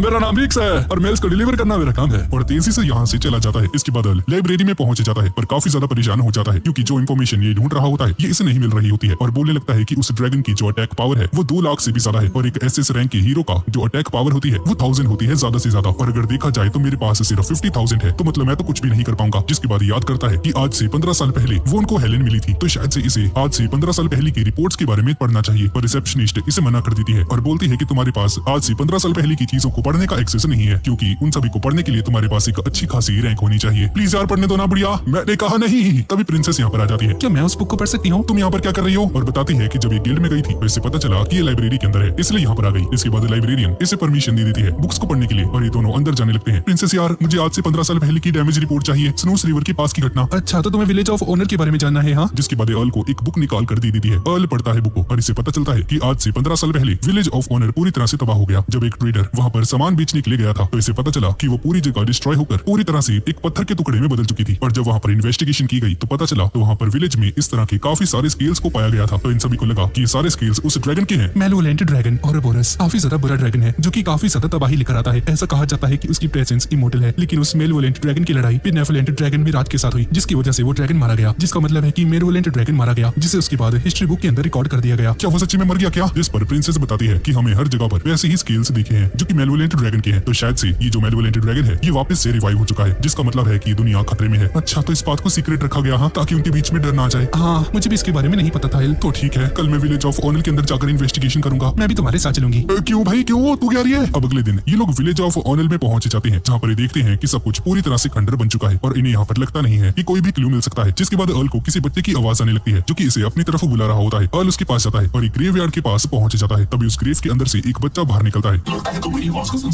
हाँ मैं तुम्हारी बातों को सुन सकता हूँ। एल तुम किससे बात कर रहे हो? अरे अंधी होगी क्या, तुम्हें दिखाई नहीं देता? यहाँ पर बच्चा खड़ा है, क्या तुम इसे नहीं देख सकती? नहीं मुझे नहीं दिख रहा। ये सुनकर एल घबरा जाता है। क्या तुम एक भूत हो गया? और गाइस ये राय उसी हेलेन का भाई है जो कि उसके बचपन में मर गया था। और ये बच्चा बताता है कि इसका नाम राय है और काफी समय से एक ऐसे इंसान को ढूंढ रहा होता है जो कि इसकी आवाज को सुन सके। जिसके बाद राय अर्ल से कहता है कि जो तुमने रोप डाल रखी है वो मेरे रोप के जैसा ही है। तो अर्ल इसे बताता है कि ये रोप उसे एडवेंचरर्स गिल्ड की एक रिसेप्शनिस्ट जिसका नाम हेलेन है उसने इसे दिया है। और अर्ल को बताता है कि जो रोब इसने अभी डाल रखी है ये पहले ये खुद पहना करता था जब ये जिंदा हुआ करता था। और ये रोब एक स्पेशल आइटम है जिसके अंदर डिफेंसिव मैजिक लगा हुआ है जो कि इसे एक ओल्ड मैन से मिला था। ठीक है मैं समझ गया। और फॉल्स को भी उस रोब को पहना देता है और ये शर्माने लगती है कि तुम ये कर क्या रहे हो और मन में सोचने लगती है कि ये चीज तो कपल्स एक साथ करते हैं। तभी फॉल्स सामने देखती है और अभी ये भी राय को देख पा रही होती है और डर के मारे चिल्लाने लगती है। और अर्ल इसका मुंह पकड़ लेता है। सॉरी प्लीज आप अपनी स्टोरी को कंटिन्यू रखिए सर मिस्टर भूत जी। और राय बोलता है कि इस रोब को देखकर मैं समझ गया कि मेरी बड़ी बहन अभी तक सुरक्षित है, ये अच्छी बात है। अच्छा तो तुम्हारा मतलब है कि तुमने सही समझा, हेलेन मेरी बड़ी बहन है और साथ ही में ऑनर विलेज की आखिरी सर्वाइवर भी है। है। ये सुनकर अर्ल कहता है कि मुझे पता लगा है कि हेलेन के पास अपनी पास्ट की कोई भी मेमोरीज नहीं बची है। तो मैं समझ सकता हूँ ऐसा उसने इसलिए किया है क्योंकि पास्ट में जो घटनाएं उसके साथ घटी है वो बहुत ही ज्यादा पेनफुल थी और ताकि दोबारा से मेमोरीज को ना याद करे इसलिए उसने उन सारी मेमोरीज को अपने मन के अंदर सील कर लिया। लेकिन अगर ऐसा है तो मेरी बड़ी बहन बहुत ही ज्यादा खतरे में है, सर प्लीज मेरी बड़ी बहन को जाकर बचा लीजिए। पर अर्ल और फॉल्स काफी ज्यादा कंफ्यूज हो जाते हैं कि ये बोल क्या रहा है। अब इसके बाद हम एक फ्लैशबैक को देखते हैं। 15 साल पहले हेलेन काफी ज्यादा छोटी होती है और फॉरेस्ट में जाकर राय को लंच के लिए पुकारती है, लेकिन राय यहाँ पर जंगल के अंदर एक छोटी सी सोड के साथ ट्रेनिंग कर रहा होता है और इसका एक पैर पत्थर से टकरा जाता है जिसकी वजह से नीचे जमीन पर गिर जाता है। हेलेन इसके पास जाती है और कहती है कि तुम्हें मेरी बात माननी चाहिए थी, तुम्हें हीरो वीरो मत बनो क्योंकि काफी ज्यादा डेंजरस है। मैं खेल नहीं रहा था, मैं सच में एक बहादुर सोल्जर बनने वाला हूँ और इस तरह से चोट खाना एक वॉरियर के लिए काफी अच्छी बात होती है, तो मेरी चिंता मत करो। जिस पर हेलेन कहती है कि तुम मेरे अकेले इकलौते छोटे भाई हो तो मैं तुम्हारी कैसे चिंता ना करूं। जिसके बाद हेलेन एक हैंकी को निकालती है, राय के मुंह को साफ करने लगती है और राय बोलता है कि मैं अब बच्चा नहीं रहा जिसे प्रोटेक्शन की जरूरत है। तभी अचानक से एक आवाज आती है जो कि एक धमाके की होती है। ये लोग वहाँ पर जाकर देखते हैं और देखते हैं कि इनका घर पूरी तरह से तबाह हो चुका है। ये देखकर हेलेन घबरा जाती है। मॉम डैड कहाँ गए? तभी उन्हें वही ड्रैगन दिखता है, वही ड्रैगन ओरोबोरस। और ये ड्रैगन एक दादी माँ और उसके पोतों को खाने के लिए आगे बढ़ता है, पर तभी एक बच्चा हिम्मत करके आगे आता है और इसकी दादी यहाँ पर आकर इसे रोक लेती है और बोलती है कि ऐसा मत करो, मुझे इस चीज से नफरत है जब इंसान मुझसे डरते नहीं। और ऐसा बोलकर इन सभी पर हमला कर देता है और एक दादी माँ और एक बच्ची को जान से मार देता है। तभी ये बच्चा जो कि हिम्मत करके आगे आया था ये काफी ज्यादा डर जाता है और ये ड्रैगन इसकी एनर्जी को ड्रेन करने लगता है। ये देखकर हेलेन राय से पूछती है कि आखिर ये है क्या? मुझे नहीं पता पर काफी ज्यादा खतरनाक लग रहा है, हम यहाँ से भागना होगा। पर बाकी सभी का क्या होगा? मैं ये बात कहना नहीं चाहता पर हम दोनों मिलकर किसी की भी मदद नहीं कर सकते हैं बहना और हमें यहाँ से भागना होगा। हेलेन इसकी बात मान जाती है और दोनों जंगल की तरफ आगे बढ़ने लगते हैं। पर तभी अचानक से इनके सामने वही ड्रैगन आ जाता है और राय से पकड़कर दूसरी तरफ जाने लगता है। दोनों फॉरेस्ट में दौड़ रहे होते हैं और तभी ड्रैगन आसमान में उड़ जाता है और कहता है कि दौड़ो और ज्यादा दौड़ो, मुझे तुम्हारे चेहरे पर निराशा और डर देखना है। तभी हेलेन दौड़ते दौड़ते गिर जाती है और ड्रैगन इसी मौके का फायदा उठाकर इसके पास आता है और इसे बस खाने ही वाला होता है। तभी राय अपने डैगर को इसकी आंख पर फेंक देता है। मैंने कर दिखाया। पर ड्रैगन की आंख पर जो इसने अभी चाकू मारा होता है ये अपने आप ही गायब हो जाता है और इसका जख्म भी हील हो जाता है। और ये ड्रैगन कहता है कि तुम्हें क्या लगा तुम एक छोटे से डैगर से मुझे मार सकोगे? अब तुमने गलती कर दी है तो सबसे पहले मैं तुम्हें खाऊंगा। और हेलेन राय को यहाँ से भागने के लिए कहती है पर राय यहाँ से नहीं भागता और अपनी बहन को यहाँ से भागने का एक मौका देता है। पर तभी वो ड्रैगन आकर राय को मार देता है, वो भी हेलेन की आंखों के सामने ही। राय की बॉडी से खून निकलने लगता है। बड़ी बहन प्लीज यहाँ से भाग जाओ। नहीं, मैं तुम्हें छोड़कर नहीं जाऊंगी। और ड्रैगन कहता है कि मैं तुम्हें नहीं मारूंगा, मैं अब से 15 सालों के बाद आऊंगा और जहाँ पर भी तुम रह रही होगी तो मैं ढूंढ कर मारूंगा और तुम्हारे टाउन को भी पूरी तरह से तबाह कर दूंगा। जिसके बाद मैं तुम्हारी सोल को जो कि काफी ज्यादा निराशा से भर जाएगी उससे मजे से खाऊंगा। हेलेन घबरा जाती है और तभी राय बोलता है कि ये सब कुछ तुम्हारे सपने में होने वाला है, समझे ना? भले ही मैं मर जाऊं पर मैं तुम्हें ऐसा नहीं करने दूंगा, मैं तुमसे मेरी बड़ी बहन की रक्षा करके ही रहूंगा। और ड्रैगन कहता है कि तुमने मुझे गुस्सा दिला दिया है और अब मैं तुम्हारी सोल को यहीं पर ट्रैप कर दूंगा ताकि समय आने पर तुम अपनी बहन का वो निराशा भरा चेहरा खुद से देख सको। और ऐसा बोलकर ये ड्रैगन यहाँ से गायब हो जाता है। राय बहुत मुश्किल से ही बोल पा रहा होता है और कहता है कि चाहे कुछ भी हो जाए मैं तुम्हें मरने नहीं दूंगा बड़ी बहना। पर ऐसा बोलकर राय मर जाता है और हेलेन पूरी तरह से टूट जाती है। इसके बाद हम वापस से प्रेजेंट में आ जाते हैं। ये तो काफी बुरा हुआ। जिसके बाद राय ने बताता है कि जब भी वो ड्रैगन किसी विलेज या फिर सिटी के ऊपर हमला करता है तो जानबूझकर एक सर्वाइवर को जिंदा छोड़ देता है और उसके बाद काफी गहरी नींद में चला जाता है और काफी लंबे समय के बाद दोबारा से जागता है और अपनी जॉब को पूरा करता है, यानी कि उस सर्वाइवर को मारने का। एक सर्वाइवर को इसलिए छोड़ देता है ताकि सर्वाइवर जाकर और लोगों को इस घटना के बारे में बता सके और उन सभी को भी डर का सामना करना पड़े और उन सभी के बीच में रूमर्स बनने शुरू हो जाए और लोगों के इन रूमर्स और डर की वजह से वो ड्रैगन दोबारा से जिंदा हो पाता है। और राय बताता है कि जब उस ड्रैगन ने मुझे खा लिया था तो उसकी कॉन्शियसनेस की वजह से मुझे इन सभी बातों के बारे में पता चल पाया और वो इतने समय से मेरे डर को ही खाता आ रहा है। और बताता है कि उस ड्रैगन को अपने शिकार की नेगेटिव एनर्जी खाने के बाद और भी ज्यादा पावर मिल जाती है और अब वो ड्रैगन मेरी बड़ी बहन और टाउन के लोगों के ऊपर हमला करना चाहता है। यार मेरी पावर्स बहुत कमजोर हैं, मैं उसके सामने बस एक पिसड्डी हूँ। और राय बोलता है कि अगर हम उस ड्रैगन के ऊपर पावर ऑफ डिस्पेयर से ऑपोजिट वाली पावर का यूज करेंगे तो वो ड्रैगन काफी ज्यादा कमजोर पड़ जाएगा, तो प्लीज मेरी बहन को इसके बारे में जरूर बताना, जो कि मैं अब तुमसे कहने वाला हूँ। अब इसके बाद पाल्स को कंधे पर उठा लेता है और तेजी से टाउन की तरफ आगे बढ़ने लगता है। आज ड्रैगन के आने का 15वां साल हो चुका है, यानी कि वो ड्रैगन आ जाने वाला है, हमें जल्दी करना होगा। भाई मैं राजकुमारी हूँ, मुझे ऐसे मत पकड़ो वरना लोग मुझे देखकर क्या कहेंगे। अरे यार उसका समय नहीं, चुप रह। ये दोनों टाउन में पहुंच जाते हैं और अभी तक ओरोबोरस ने टाउन पर हमला नहीं किया था और फॉल्स अर्ल से कहती है कि तुम्हें ये चीज सीखनी होगी कि एक लड़की को कैसे ट्रीट किया जाता है। ये सब छोड़ो, मैं सोल्जर्स को बुलाकर आती हूँ, हमें सभी लोगों को यहाँ से बाहर निकालना होगा इन केस अगर ओरोबोरस हम पर आज हमला कर देता है, और तुम जाकर हेलेन को संभालो, ठीक है ना? जिस पर अर्ल मान जाता है और दोनों अपने अपने काम पर लग जाते हैं। इसके बाद वोन हेलेन के रूम में कुछ फ्रूट्स को लेकर जाती है पर हेलेन यहाँ पर नहीं होती है और हेलेन इस वक्त फॉरेस्ट के अंदर होती है और ऐसा लग रहा होता है ये खुद के कंट्रोल में नहीं है। तब इसके सामने वही ड्रैगन आ जाता है। काफी लंबा समय हो गया है, 15 साल हम एक दूसरे से मिले नहीं। और इस ड्रैगन को देखकर हेलेन की मेमोरीज वापस आने लगती हैं, जहाँ पर इसे याद आता है कि इसकी गलती की वजह से इसने अपने भाई को खो दिया था और सोचने लगती है कि वो इतनी जरूरी बात को कैसे भूल सकती है और अपने भाई से माफी मांगने लगती है कि उसकी वजह से इसके भाई की मौत हुई। और ड्रैगन भी बात को बढ़ाने लगता है। तुम्हारा भाई अकेला भाग जाता और तुम बहुत ज्यादा स्लो थे, ये सब तुम्हारी गलती है और दोबारा से ऐसा होने वाला है, तुम्हारी वजह से बहुत सारे लोग मरने वाले हैं। मैं जानती हूँ ये सारी मेरी ही गलती है। और अपने उस नाइफ को अपने गले पर रख देती है और बोलती है कि प्लीज मेरी लाइफ लेने के बाद यहाँ से चले जाना ड्रैगन। और हेलेन के इसी डर और निराशा की वजह से ड्रैगन को और भी ज्यादा ताकत मिलती जाती है और भी ज्यादा स्ट्रॉन्ग बनता जा रहा है। चाहे तुम मरो या जिंदा रहो, मुझे कोई फर्क नहीं पड़ता, पर मैं सभी के लोगों को मार कर ही रहूंगा। और इस तरह वो फॉल्स ने तभी सोल्जर्स को इकट्ठा कर दिया है और सभी रेजिडेंट्स को यहाँ से बाहर निकाल दिया है और हेलेन खुद की जान लेने वाली होती है और पूरी तरह से नेगेटिव एनर्जी में जाने ही वाली होती है। ये तभी अर्ल यहाँ पर आ जाता है और इसके हाथ को पकड़ लेता है। लगता है मैं सही समय पर आ गया और ड्रैगन काफी ज्यादा गुस्से में अर्ल पर हमला कर देता है और अर्ल काफी ज्यादा दूर जाकर गिरता है, पर इसे ज्यादा चोट नहीं आती है क्योंकि इसके पास वो डिफेंसिव रोब होता है। और ये ड्रैगन कहने लगता है कि तुम इतने ज्यादा खतरनाक हमले के बाद भी जिंदा कैसे हो? आखिर तुम इंसान भी हो क्या? एक ह्यूमन ही होता है, पर मैं एक किसान हूँ। और ऐसा बोलकर ड्रैगन के ऊपर काफी जोर से हमला कर देता है और ये ड्रैगन काफी दूर जाकर गिरता है और हेलेन के पास आकर कहता है कि मैं तुम्हें यहाँ पर बचाने आया हूँ, चिंता करने की जरूरत नहीं है। तब ये ड्रैगन दोबारा से उठ जाता है और बोलता है कि तुम मुझे चोट पहुंचा सकते हो, इसका मतलब है कि तुम काफी ज्यादा ताकतवर होगे। और अर्ल इस ड्रैगन के स्टैट्स देख कर कहता है कि मुझे इस ड्रैगन के ऊपर और भी हमले करने होंगे इसे हराने के लिए। हेलेन तुम पीछे हट जाओ, तुम्हें चिंता करने की जरूरत नहीं है, मैं तुम्हारी रक्षा करूंगा हेलेन। और अर्ल जाकर इस ड्रैगन से लड़ने लगता है, इसके अटैक्स को डॉज करके इसके मुंह पर एक पंच मारता है, लेकिन ये ड्रैगन कैसे ना कैसे करके अर्ल के ऊपर एक फायर अटैक कर देता है जिसकी वजह से दूर जाकर गिरता है। क्या तुम ठीक हो अर्ल? अर्ल खड़ा हो जाता है, तुम एक किसान को नहीं हरा सकते, और दोबारा से इस पर हमला कर देता है, पर अर्ल इसे डॉज कर जाता है। पर हेलेन इसे रुकने के लिए कहती है और बोलती है कि मैं नहीं चाहती कि मेरी वजह से आज तुम भी मारे जाओ, नहीं तुम गलत हो। और हेलेन का हाथ पकड़कर अब इसे अपने साथ लेकर जाने लगता है। ये सब मेरी ही गलती है, 15 साल पहले मेरी वजह से ही मेरे भाई की मौत हुई थी, ये सब मेरी गलती है और मेरी वजह से तुम्हें दोबारा से चोट लग गई। और अर्ल बताता है कि आज मैं तुम्हारे छोटे भाई से मिला हूँ और उसने कहा है कि अगर एक बार तुम्हें तुम्हारी मेमोरीज वापस मिल जाएंगी तो तुम खुद को ही ब्लेम करती रहोगी, इसलिए उसने मुझसे तुम्हें ये बात कहने के लिए कहा है। और उसने कहा था कि अब उसे कोई भी रिग्रेट नहीं है कि उसने अपनी बड़ी बहन की लाइफ बचाई है, और अगर तुम सर्वाइव कर पाई तो तुम्हारी ड्यूटी बनती है कि तुम दूसरों के बिहाफ में भी खुश रहो, प्लीज खुशी खुशी रहना, ताकि मैं प्राउडली खुद को कह सकूं कि मैं अपनी बहन को बचा पाया। पर हेलेन को अपने भाई की याद आ जाती है और रोने लगती है और अर्ल बताता है कि मैं तुम्हें यहाँ पर आशा देने आया हूँ, वो उम्मीद देने आया हूँ। मैं जानता हूँ कि सिचुएशन काफी ज्यादा खराब है हेलेन, पर जब तक हम लोग हार नहीं मानेंगे और उम्मीद रखेंगे तब तक हमारे जीतने के चांसेस हैं, और मैं तुमसे इतना चाहता हूँ कि तुम कभी भी गिव अप मत करना। और यही है ओरोबोरोस की सबसे बड़ी वीकनेस। तब ये ड्रैगन दोबारा से आसमान में उड़ जाता है और बोलता है कि तुम ऐसे नहीं बचने वाली हो, तुम्हारी ये होपलेस सिचुएशन इस तरह से चेंज नहीं होने वाली है, तुम चिल्ला क्यों रहे हो, तुम्हारा स्टेटस बहुत तेजी से नीचे आ रहा है। और ये ड्रैगन की स्टेटस काफी ज्यादा कम हो जाती है और ड्रैगन को काफी ज्यादा डैमेज हो रहा होता है। और अर्ल कहने लगता है कि राय ने बिल्कुल सही केस किया था कि तुम लोगों के डर और निराशा पर जीते हो और अब हमें काफी ज्यादा होप मिल चुकी है और अब तुम यहीं पर खत्म हो जाओगे। ड्रैगन काफी ज्यादा गुस्से में आ जाता है और अर्ल पर हमला करने के लिए आगे बढ़ता है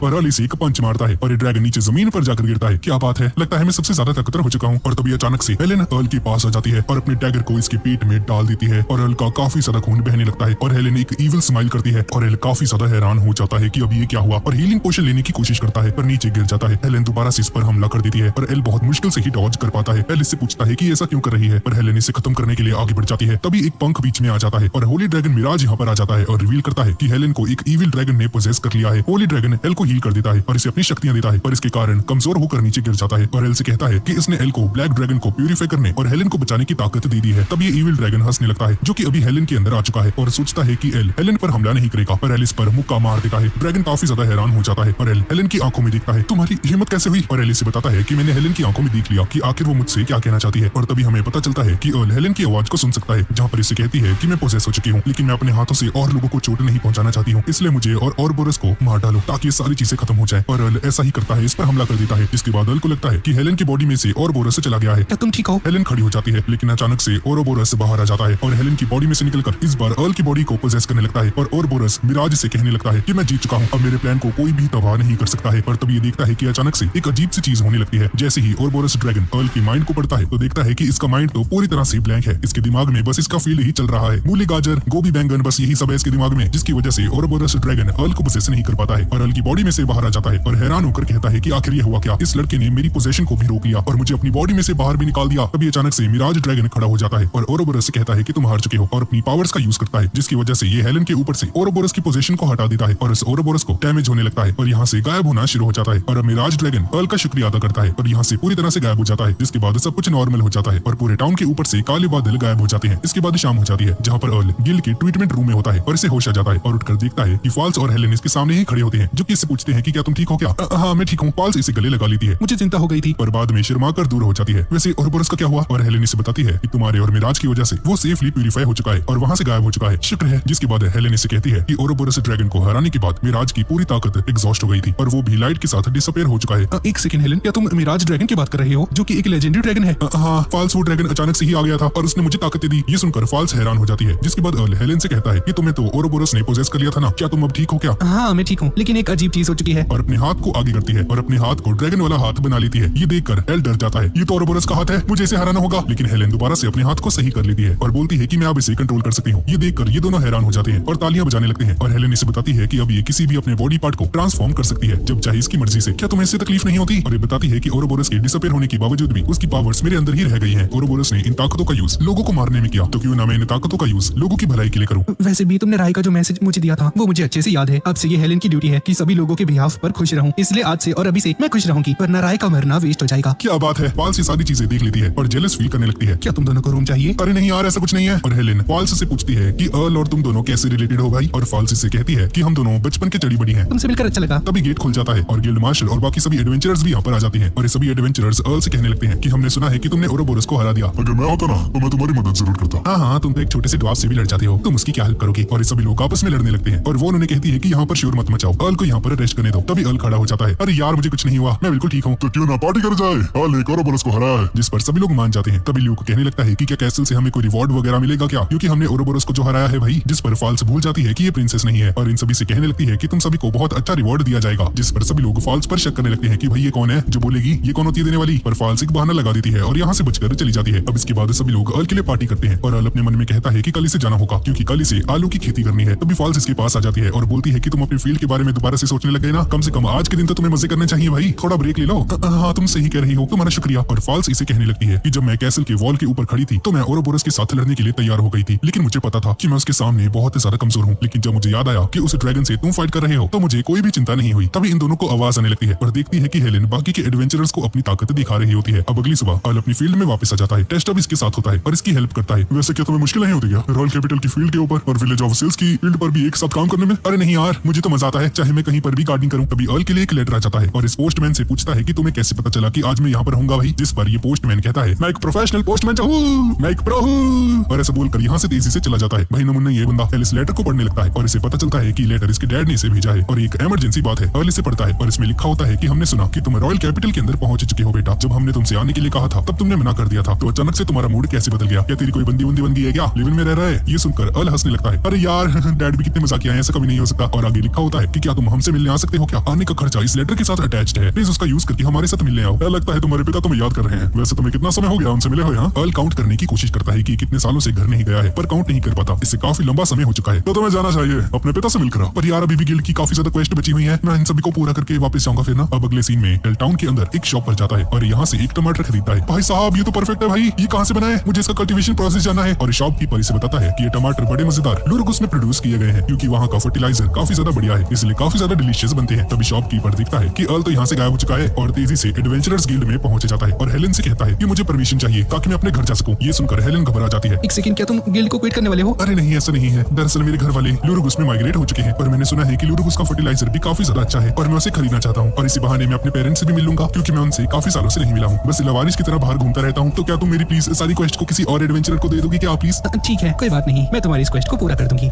क्या तुम क्यों करोगे भाई? इसमें तो मॉन्स्टर्स को मारना है। और हेलेन इसे बताती है कि तुम चिंता मत करो, मैं रिसेप्शनिस्ट की ड्यूटी के साथ साथ हफ्ते में 1-2 क्वेस्ट पूरे कर लेती हूँ और अब हेलेन एफ रैंक की एडवेंचरर बन चुकी है। भाई साहब ये कब हुआ भाई? तुम तो बहुत कमजोर थी, तुम इतनी ताकतवर कब से हो गई? हाँ, दरअसल जब से मैंने ओरोबोरस की ताकतों को कंट्रोल करना सीखा है तब से मॉन्स्टर्स को मारने में कुछ ज्यादा ही मजा आने लगा है। इसलिए अल्कोन तुम जा सकते हो, जाओ अपने घर जाओ। जिसके बाद अल गिल्ड से बाहर चला जाता है। बाहर इसे फाल्स मिलती है और इससे पूछती है कि क्या तुम क्वेस्ट पर जा रहे हो क्या? मैं भी तुम्हारे साथ चलती हूँ। भाई से और कोई काम नहीं है क्या? वेली गई की। अरे यार दरअसल हम नहीं जा सकते, मैं अपने पेरेंट्स के घर जा रहा हूँ। तो ठीक है ना, मैं भी तुम्हारे साथ घर चलती हूँ, तुम्हारी पत्नी के रूप में। अरे यहीं पे रह, तू पत्नी बनेगी तो पर तुम वापस जरूर आओगे ना? अरे हाँ, मेरी सारी खेत वगैरह यहीं पर ही है, इसलिए मुझे यहाँ पर वापस आना ही पड़ेगा। मैं जल्द ही वापस आ जाऊंगा। वैसे क्या मैं तुम्हारे साथ चल सकती हूँ? पर अल यहाँ पर फाल्स की बात को पूरा सुने बगैर ही यहाँ से तेजी से भाग जाता है, इससे पहले कि ये और बकलोली करे। इसके बाद अल जंगल में जा रहा होता है और बोलता है कि ये फर्टिलाइजर खरीदेगा और बड़े मजेदार टमाटर प्रोड्यूस करेगा। तभी अचानक से इसे किसी की आवाज आती है और पीछे मुड़कर देखता है तो एक काफी बड़ा गॉब्लिन यहाँ पर आ जाता है और अपना हाथ आगे करता है। एक सेकंड, दोस्ती का निशान? क्या तुम्हें दोस्ती करनी है क्या? क्या तुम वो करना चाहोगे क्या? क्या करना चाहोगे सर जी? क्या बात कर रहे हो आप? अरे वही ना, पहले ब्रश कर क्या? और एक गॉब्लिन अल के साथ अजीब हरकतें करने ही वाला होता है कि तभी ये मर जाता है और तभी एक लड़की यहाँ पर आ जाती है जो कि अल को बचा लेती है, टिपिकल इसिकाई एनिमे। और अल से पूछती है कि क्या तुम ठीक हो क्या? भाई तुम्हारा शुक्रिया मेरी जान बचाने के लिए। ये लड़की एल को पानी देती है पीने के लिए। यार मुझे ऑर्क्स बिल्कुल भी पसंद नहीं है। और ये लड़की एल से कहती है कि आखिर तुम अकेले इस जंगल में क्या कर रहे हो? ये जगह एक ऑर्डिनरी पर्सन के लिए काफी ज्यादा डेंजरस है, इसलिए तुम्हें अपने साथ बॉडीगार्ड्स तो लेकर आने चाहिए थे ना भाई। दरअसल मैं कोई ऑर्डिनरी पर्सन नहीं हूँ, दरअसल मैं एक एडवेंचरर हूँ। ओह, तुम तो मेरी ही एज के लग रहे हो। मेरा नाम रूरी है, तुम्हारा नाम क्या है? जी मेरा नाम अर्लविन है। तुमसे मिलकर अच्छा लगा अल्कुन। जिसके बाद ये लोग एक साथ बैठ जाते हैं और ऊरी अल से कहती है कि तुम कहाँ जा रहे हो? जिस पर अल बताता है कि लुरगुस जा रहा है। क्या सही में? मैं भी वहीं पर जा रही हूँ, तो क्यों ना हम लोग एक साथ वहाँ पर जाए? वैसे भी अगर तुम अकेले ट्रेवल करते हो तो ओक्स तुम पर दोबारा से हमला कर सकते हैं। यार तुम सही कह रही हो, पर क्या तुम्हारे लिए सही रहेगा कि तुम एक लड़की के साथ ट्रेवल करोगी? हाँ तो उसमें क्या हुआ? भाई ऑब्वियसली एक दिन से ज्यादा लग सकता है हमें लुरगुस से जाने के लिए और शायद हमें रात में भी एक साथ सोना पड़ेगा, रूम शेयर करना पड़ेगा। अच्छा, तुम इस बारे में चिंता कर रहे हो? हाँ, अगर तुमने मेरे ऊपर हाथ लगाने की कोशिश भी की तो मैं तुम्हारे सर को फ्लाइंग जेट बना दूंगी, समझ गया ना? भाई ये तो खतरनाक है। अरे मैं मजाक कर रही हूँ, तो मुझे छू सकते हो। वैसे मुझे नहीं लगता कि तुम छिछोरे होगे जो कि कुड़ियाँ छेड़ता होगा। वैसे शक्ल से लगते लगते हो पर तुम्हारे बिहेवियर से नहीं। वैसे मैं क्यूट नहीं हूँ, इसलिए मुझे चिंता करने की जरूरत नहीं है। भाई तुम कैसी बात कर रही हो? तुम सच में बहुत ज्यादा क्यूट हो, मेरी एक्स से भी ज्यादा। क्या सच में? मुझे पता है तुम मजाक कर रहे हो, पर मुझे खुशी हुई कि तुमने मुझे क्यूट कहा। यार मैंने ऐसा तो कुछ भी नहीं कहा इसको, ये तो फालतू में ही चेप हो रही है। और अगर मैं इसे मना कर दूंगा तो इसे लगेगा कि मैं इसके साथ फ्लर्ट कर रहा हूँ। हो सकता है मुझ पर गुस्सा हो जाए और मुझे जान से ही मार डाले। ये सोचकर एल घबरा जाता है और रूरी इसे कहती है कि हमें जल्द से जल्द यहाँ से निकल जाना चाहिए, वरना वो ऑर्क दोबारा से वापस आ जाएंगे। और ये दोनों मिलकर लुरगुस जाने लगते हैं। चलते चलते शाम हो जाती है और एल कहता है कि मुझे ऐसा लग रहा है कि किसी भी मोमेंट पर कोई भी मैजिकल बीस्ट हम पर हमला कर सकता है। तभी अचानक से इन्हें कोई चीज सेंस होती है। दोनों अलर्ट हो जाते हैं। एक आदमी ऊपर से कूदता है और इनकी तरफ आगे बढ़ता है। रूरी अपनी स्वॉर्ड निकाल कर तैयार हो जाती है पर अर्ल इसे रोक देता है। एक सेकंड, इस पर हमला मत करना। और ये बंदा रीक्स होता है। भाई ये क्या है? ये कैसे एंट्री है? ये अर्ल के लिए एक लेटर लेकर आया है। क्या मैं इस बंदी को मार दूं? अरे नहीं नहीं, डाकिया डाक लाया, ये डाकिया है भाई, इससे मत मार। भाई तू फुद्दू है क्या? ऐसे उड़ के आ रहा है? तुम यहाँ पर कर क्या रहे हो? अरे ये तो मेरी जॉब है यार। और इस लेटर को इसे दे देता है जो कि इसकी मॉम ने इसे दिया था। और लेटर देने के बाद रिक्स यहाँ से चला जाता है। क्या ये कोई इमरजेंसी लेटर है? अरे नहीं यार। और अर्ल अपने सारे लेटर्स को निकाल कर दिखाता है जो कि आज तक इसे अपनी मॉम से रिसीव हुए हैं और बोलता है कि मैं सोच रहा हूँ कि जाकर मैं अपने पेरेंट्स से एक बार मिल ही आता हूँ। और इसी वजह से मैं लुरगुस भी जा रहा हूँ क्योंकि मेरे घर वाले वहीं पर रहते हैं। अर्ल उन सभी लेटर्स को उठा लेता है लेकिन एक लेटर नीचे जमीन पर गिर जाता है और रूरी से कहता है कि इसका ऑब्जेक्टिव है लुरगुस से एक फर्टिलाइजर खरीदना। क्या फर्टिलाइजर? जिस पर अर्ल इसे बताने लगता है कि टमाटर बड़े मजेदार बनाने के लिए मुझे फर्टिलाइजर की जरूरत है जिसकी क्वालिटी काफी ज्यादा अच्छी हो। और खेती बाड़ी के बारे में इसे बताने लगता है पर इसे कुछ भी समझ में नहीं आता और सारी बातें इसके सर से ऊपर से चली जाती हैं। अरे छोड़ो यार, वैसे तुम्हारी फैमिली कहाँ पर है? तुम भी तो अकेले ही जंगलों में घूम रही हो किसी आवारा की तरह। उन्हें भी तो तुम्हारी चिंता हो रही होगी। नहीं ऐसा नहीं है, किसी को मेरी चिंता नहीं। अच्छा ऐसा है हाँ। और रूरी एक बहुत बड़े टेंट को बाहर निकालने लगती है और ये देखकर एल हैरान हो जाता है कि इतने छोटे से बैग में से इतना बड़ा टेंट बाहर कैसे आ सकता है। मुझे नहीं पता पर जितना दिखता है उससे ज्यादा स्टोरेज है इस बैग में, डोरेमोन की पॉकेट की तरह। और देखते ही देखते रूरी इसमें से बहुत सारा सामान बाहर निकाल देती है और अर्ल से पूछता है कि आखिर तुम्हें ये पॉकेट कहाँ से मिली भाई, डोरेमोन की पॉकेट? और रूरी से बताती है कि इसे इसके पूर्वजों से मिली है। एक सेकंड, तुम्हारे एंसेस्टर्स? हाँ तो तुम्हारे पूर्वज कौन है? और जैसे ही रूरी से बताने वाली होती है अर्ल के पेट में से गुड़गुड़ की आवाज आती है। चलो ठीक है, पहले खाना खा लेते हैं, है ना? तुम्हें भूख लगी होगी। रात हो जाती है। रूरी ने स्पेशल खाना बनाया है और खाते हुए अर्ल इससे पूछता है कि तुम लुरगुस में जा क्यों रही हो? और रूरी बताती है कि यहाँ पर ट्रेनिंग करने के लिए आई है और इसने एक र्यूमर भी सुना हुआ है एक मर्चेंट से लुरगुस के बारे में। हाल फिलहाल में बहुत सारी घटनाएं घटती जा रही हैं लुरगुस में और उस एक्सीडेंट की विक्टिम से कह रहे हैं कि उन लोगों ने डीमंस को देखा है। क्या डीमंस? क्या तुम उनकी लोकेशन और डिटेल्स मुझे दे सकते हो क्या? नहीं मैं ऐसा नहीं कर सकती क्योंकि जो भी डीमंस को देख लेता है वो उन्हें याद ही नहीं कर पाता है और अगर ये सिर्फ एक र्यूमर है तो किल इसके बारे में कुछ नहीं कर सकता है। इसलिए मुझे ही कुछ करना होगा इस केस को सॉल्व करने के लिए। पर ये तो काफी डेंजरस है यार, तुम ये सब क्यों करोगी? दरअसल मैं एक हीरो की डिसेंडेंट हूँ। क्या हीरो? क्या तुम उस हीरो की बात कर रही हो क्या जिसने डीमन किंग को हराया था? हाँ तुमने सही कहा। और एल को विश्वास नहीं होता है कि ये रैंडमली एक हीरो के डिसेंडेंट से मिल चुका है और रूडी बोलती है कि इसलिए ये सारा काम इसे अकेले ही करना होगा। ये इस केस को अपने एंसेस्टर की दी हुई पावर की मदद से ठीक कर देगी क्योंकि ये उसका कर्तव्य है। और एल बोलता है कि क्या तुम ये कर सकती हो क्या, क्योंकि भले ही तुम एक हीरो की डिसेंडेंट हो पर आखिरकार तुम हो तो एक लड़की ही ना, तो अगर तुम्हें कुछ हो गया तो? एल की बात सुनने के बाद रूरी हैरान हो जाती है और कुछ बोलती नहीं है। तुम्हें क्या हो गया भाई?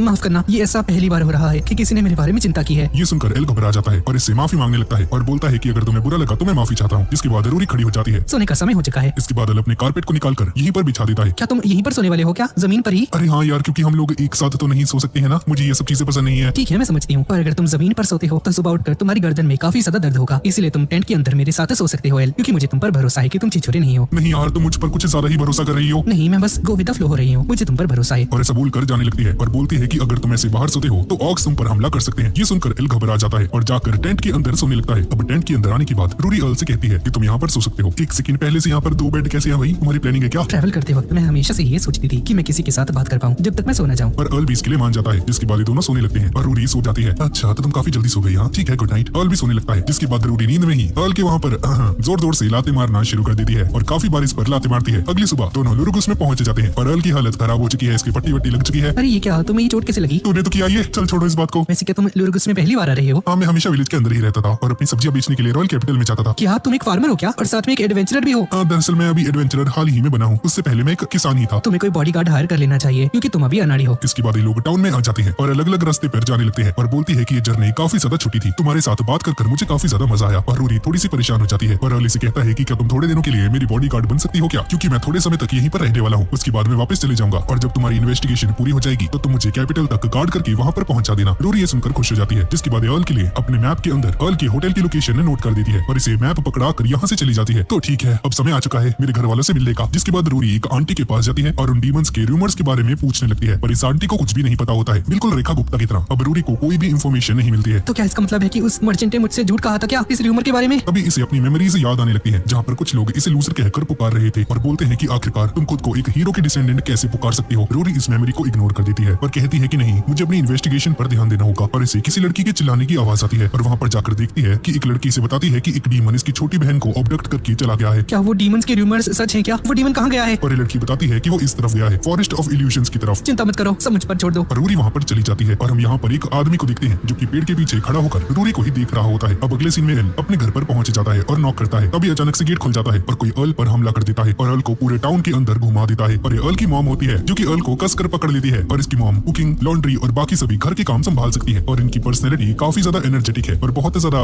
खूबसूरत भी है। लेकिन हर कोई परफेक्ट नहीं होता है। एल की मॉम इसे कुछ ज्यादा ही पसंद करती है और आई लव यू बोलने लगती है इसको गले लगाकर। तभी एक आदमी यहाँ पर आ जाता है। आखिर तुम मेरी पत्नी के साथ क्या कर रहे हो? और ऐसा बोलकर एल पर हमला कर देता है। डियर, तुमने अभी क्या किया? क्या तुम्हें मालूम भी है? और एल की मॉम गुस्सा हो जाती है। अरे सॉरी, मुझे लगा ये बंदा मेरी पत्नी को छेड़ रहा है, इसलिए मैंने उसे मुक्का मार दिया। पिताजी, मैं हूँ आपका बेटा। और एल की मॉम इसके डैड को घसीट कर लेकर जा रही होती है। सॉरी बच्चे, मैंने तुम पर हमला कर दिया, मुझे माफ कर देना और तुम चिंता मत करो, अगर मैं जिंदा बच गया तो दोबारा से जरूर मुलाकात होगी। और एल की मॉम इसके डैड को बहुत जोर जोर से मारने लगती है। अरे यार, क्या लोग हैं, बिल्कुल नहीं बदले। अब अगले सीन में एल की मॉम अपने हाथों से इसे खाना खिलाती है और एल के डैड को जला हुआ खाना खाना पड़ रहा है। और एल बोलता है कि रूरी का खाना काफी ज्यादा टेस्टी था और मॉम का खाना बहुत ही ज्यादा बेहतरीन है। शुक्रिया। वैसे ये रूरी कौन है? क्या तुम्हारी गर्लफ्रेंड है? अरे अच्छा, तो तुम्हें एक बंदी मिल गई है, हाँ? तो तुम्हें जाकर शादी कर लेनी चाहिए और बच्चे करो। इसके डैड की बात सुनकर इसकी मॉम को गुस्सा आ जाता है और इसे अपने कंधे पर उठाकर बहुत बुरी तरह से मारने लगती है। अरे नहीं यार, रूरी तो मेरी बॉडीगार्ड थी जो कि सेफली मुझे यहाँ पर लेकर आई है। तो अच्छा, माफ करना, मैं कुछ ज्यादा ही जल्दी में बोल गई। यार, मेरी मॉम ना किसी लड़की की याद दिला रही है मुझे जो कि प्रिंसेस है। अर्ल, क्या तुमने अभी भी किसी लड़की को याद किया? नहीं मॉम, मैंने ऐसा कुछ नहीं हुआ। अब इसके बाद इसके डैड और अर्ल एक साथ बैठे होते हैं जहाँ पर अर्ल के डैड की हालत खराब हो चुकी है। क्या तुम यहाँ पर बिजनेस करने आए हो के बच्चे? जी डैड, मैं निकारी को देख रहा हूँ, वो एक अच्छा फर्टिलाइजर है। और अर्ल के डैड इसे उस फर्टिलाइजर की लोकेशन के बारे में इसे एक मैप में बता देते हैं और देखते हैं कि मैप के अंदर एक निशान लगा हुआ है। बच्चे, ये कौन सी जगह है? और अर्ल बताता है कि वो एक होटल है जिसके अंदर रूरी अभी रुकी हुई है, मेरी बॉडीगार्ड, और वापस जाते वक्त मैं उससे वहीं पर मिलने वाला हूँ। होटल? मुझे नहीं पता था कि वहाँ पर कोई होटल भी है। मैं उस जगह से काफी बार जा चुका हूँ बच्चे, पर मैंने आज तक वहाँ पर कोई भी होटल नहीं देखा है। और अर्ल अपने डैड से उन डीमंस के बारे में पूछता है कि क्या आपको उन र्यूमर्स के बारे में कुछ मालूम है क्या? पर अर्ल के डैड मना कर देते हैं और बोलते हैं कि मुझे इसके बारे में कुछ नहीं पता है। तो कल तुम जाने वाले हो ना फर्टिलाइजर लेने के लिए, तो तुम्हें अब सोना चाहिए, क्यों? और अर्ल वहीं पर बेड पर सो जाता है। अरे यार, ये मेरा बेड है, उठ। सॉरी डैड, मैं अपने रूम में नहीं सो सकता, मेरी मॉम वहाँ पर है। ऐसा बोलकर अर्ल सो जाता है। अरे यार, जाग जाए, मेरे बेड पे सो गया भाई, नीचे ठंडा फर्श पे, मैं कैसे सोऊंगा? अब सुबह हो जाती है और अर्ल फर्टिलाइजर को लेकर यहाँ से जाने लगता है और सोचता है कि अब इसे रूडी से मिलना चाहिए उसके होटल में जाकर। पर तभी सामने दिखता है कि कुछ लोग झुंड बनाकर खड़े हुए हैं। अर्ल वहाँ पर जाता है और एक बंदा इससे कहता है कि मुझ पर डीमंस ने हमला कर दिया था और वो डीमंस एक लाइट ब्लू हेयर कलर वाली लड़की के साथ लड़ रहे हैं। मैं किसी तरह से मैनेज कर पाया वहाँ से एस्केप करने में। लाइट ब्लू कलर के बाल, वो तो रूरी है, वो कहाँ पर है? हाँ, दरअसल वो भी फॉरेस्ट ऑफ इल्यूजन में है। और एल उसी तरफ आगे बढ़ने लगता है रूरी की जान बचाने के लिए। तब ये बंदा हंसने लगता है और एक चुटकी बजाता है और यहाँ पर खड़े सभी लोग और जितनी भी बिल्डिंग्स होती हैं वो यहाँ से गायब हो जाती हैं। अर्ल रूरी को ढूंढने के लिए फॉरेस्ट में पहुंच जाता है जहाँ पर देखता है कि एक क्रीचर एक लड़की पर हमला कर रहा है और अर्ल इसकी जान ले लेता है। अर्ल को फील ही नहीं होता है कि उसने उस क्रीचर को टच भी किया है और ये लड़की इसे गले से लगा लेती है। तुम तो काफी ज्यादा स्ट्रॉन्ग हो। और तभी ये लड़की उसी क्रीचर में बदल जाती है दोबारा से और अर्ल को खाने लगती है। तभी रूरी यहाँ पर आ जाती है और इस क्रीचर को मार देती है और रूरी अर्ल को बताती है कि वो लड़की ही वो क्रीचर थी, बस उसने एक इंसानी रूप ले लिया था। तो क्या तुम इतनी देर से अकेले ही उन सभी से लड़ रही थी क्या? हाँ, क्योंकि यही मेरा कर्तव्य है। और तभी वो बंदा तालियां बजाते हुए यहाँ पर आ जाता है और कहता है कि क्या बात है, बहुत ही खूब। और रूरी बताती है कि यही वो मर्चेंट है जिसने मुझे उस र्यूमर के बारे में बताया था कि यहाँ पर डीमंस ने हमला कर दिया है इस टाउन में। अरे तुम तो वही हो जिसने मुझे रूरी के बारे में बताया था। तुम मेरे जाल में फंस चुके हो। तुम जैसा एक बेवकूफ इंसान आकर किसकी जान बचा सकता है? तुम हीरोज के नाम पर एक धब्बा हो। और हमें पता चलता है कि इसी बंदे ने इल्यूशंस का यूज करके रूरी और अर्ल को यहाँ पर फंसा दिया है। ये बंदा अपना नाम बताता है, मेरा नाम लोकी ड्राइवा है, और इसकी आंखों को देखकर हम समझ ही सकते हैं कि ये बंदा एक डीमन है। तुम्हें तो मुझसे काम है ना, तुमने अर्ल को इसमें इन्वॉल्व क्यों कर दिया? जिस पर लोकी इसे कहता है कि ऐसा नहीं है, अर्ल काफी ज्यादा इंपॉर्टेंट है क्योंकि इसने अकेले ही डीमन किंग के आर्मी के जनरल और ड्रैगन ओरोबोरस को हराया था। अच्छा, तो तुम उनके दोस्त हो क्या? क्या तुम उनका बदला लेने आए हो? तो मुझे उन बेकार लोगों से कंपेयर मत करो, मैं उनसे ज्यादा ताकतवर हूँ, मैं उनका बदला लेने नहीं आया हूँ। तभी रूरी लोकी पर हमला कर देती है पर लोकी इसके अटैक को डॉज कर जाता है और इसी के ऊपर एक जोरदार हमला कर देता है और रूरी नीचे जमीन पर जाकर गिर जाती है। ये देखकर एल जल्दी से हीलिंग पोर्शन का यूज करता है रूरी पर। तभी लोकी ये सब देखकर कहता है, अच्छा तो तुम हीलिंग मैजिक का भी यूज कर सकते हो? हाँ, लगता है मुझसे गलती हो गई, मुझे रूरी की जगह सबसे पहले तुम पर हमला करना चाहिए था। माफ करना, ये मेरी गलती है। रूरी, इसमें तुम्हारी कोई गलती नहीं है, सबसे पहले हमें यहाँ से दूर भागना होगा। मैं इस लड़की से नहीं लड़ सकती हूँ, प्लीज अपना ख्याल रखना। अर्ल खड़ा हो जाता है, तुम चिंता मत करो, मैं पंजाब का गबरू जवान फार्मर हूँ, मुझे कुछ नहीं होने वाला। और लोकी पर हमला करने के लिए आगे बढ़ता है पर इसके अटैक को लोकी बहुत इजीली डॉज कर जाता है और इसके हाथ को पकड़कर इसे पीछे फेंक देता है। अर्ल एक पेड़ का सहारा लेकर दोबारा से इस पर मुक्का मारने के लिए आगे बढ़ता है पर लोकी इसके अटैक को डॉज कर जाता है और इस पर डार्क मैजिक का यूज करता है जिसकी वजह से यहाँ पर एक धमाका हो जाता है और अर्ल नीचे जमीन के अंदर धंस जाता है पर दोबारा से खड़ा होकर इस पर एक पंच मारता है। मर जाओ! और ऐसा बोलकर लोकी एल पर एक पंच मार देता है जिसकी वजह से एल दूर जाकर गिरता है। इसके बाद लोकी अर्ल के पास जाता है, तुम अपने नंगे हाथों से भी काफी ज्यादा स्ट्रॉन्ग हो। और तभी लोकी की चोट भी ठीक होना शुरू हो जाती है। अर्ल भी अपने आप को हील करके वापस से खड़ा हो जाता है और लोकी से कहता है कि तुमने कहा था कि मैं तुम्हारे लिए इंपॉर्टेंट हूँ, मुझे उसका मतलब जाना है। और लोकी बताता है कि ये उन लोगों को एलिमिनेट कर रहा है जो कि इसके प्लान के बीच में आ सकते हैं। मैं सिर्फ तुम्हें रूरी को टारगेट नहीं कर रहा हूँ, मैं हेलन को भी टारगेट कर रहा हूँ क्योंकि उसके पास ओरोबोरस की ताकत आ चुकी है। जिसके बारे में बताता है कि रूरी जो कि एक हीरो है, इसके पास गुड गॉड की ताकत है और डीमन किंग के पास इविल गॉड की ताकत है, इसलिए रूरी मेरी टारगेट है। इविल गॉड की पावर वो तो वीक हो जानी चाहिए थी ना डीमन किंग के हारने के बाद।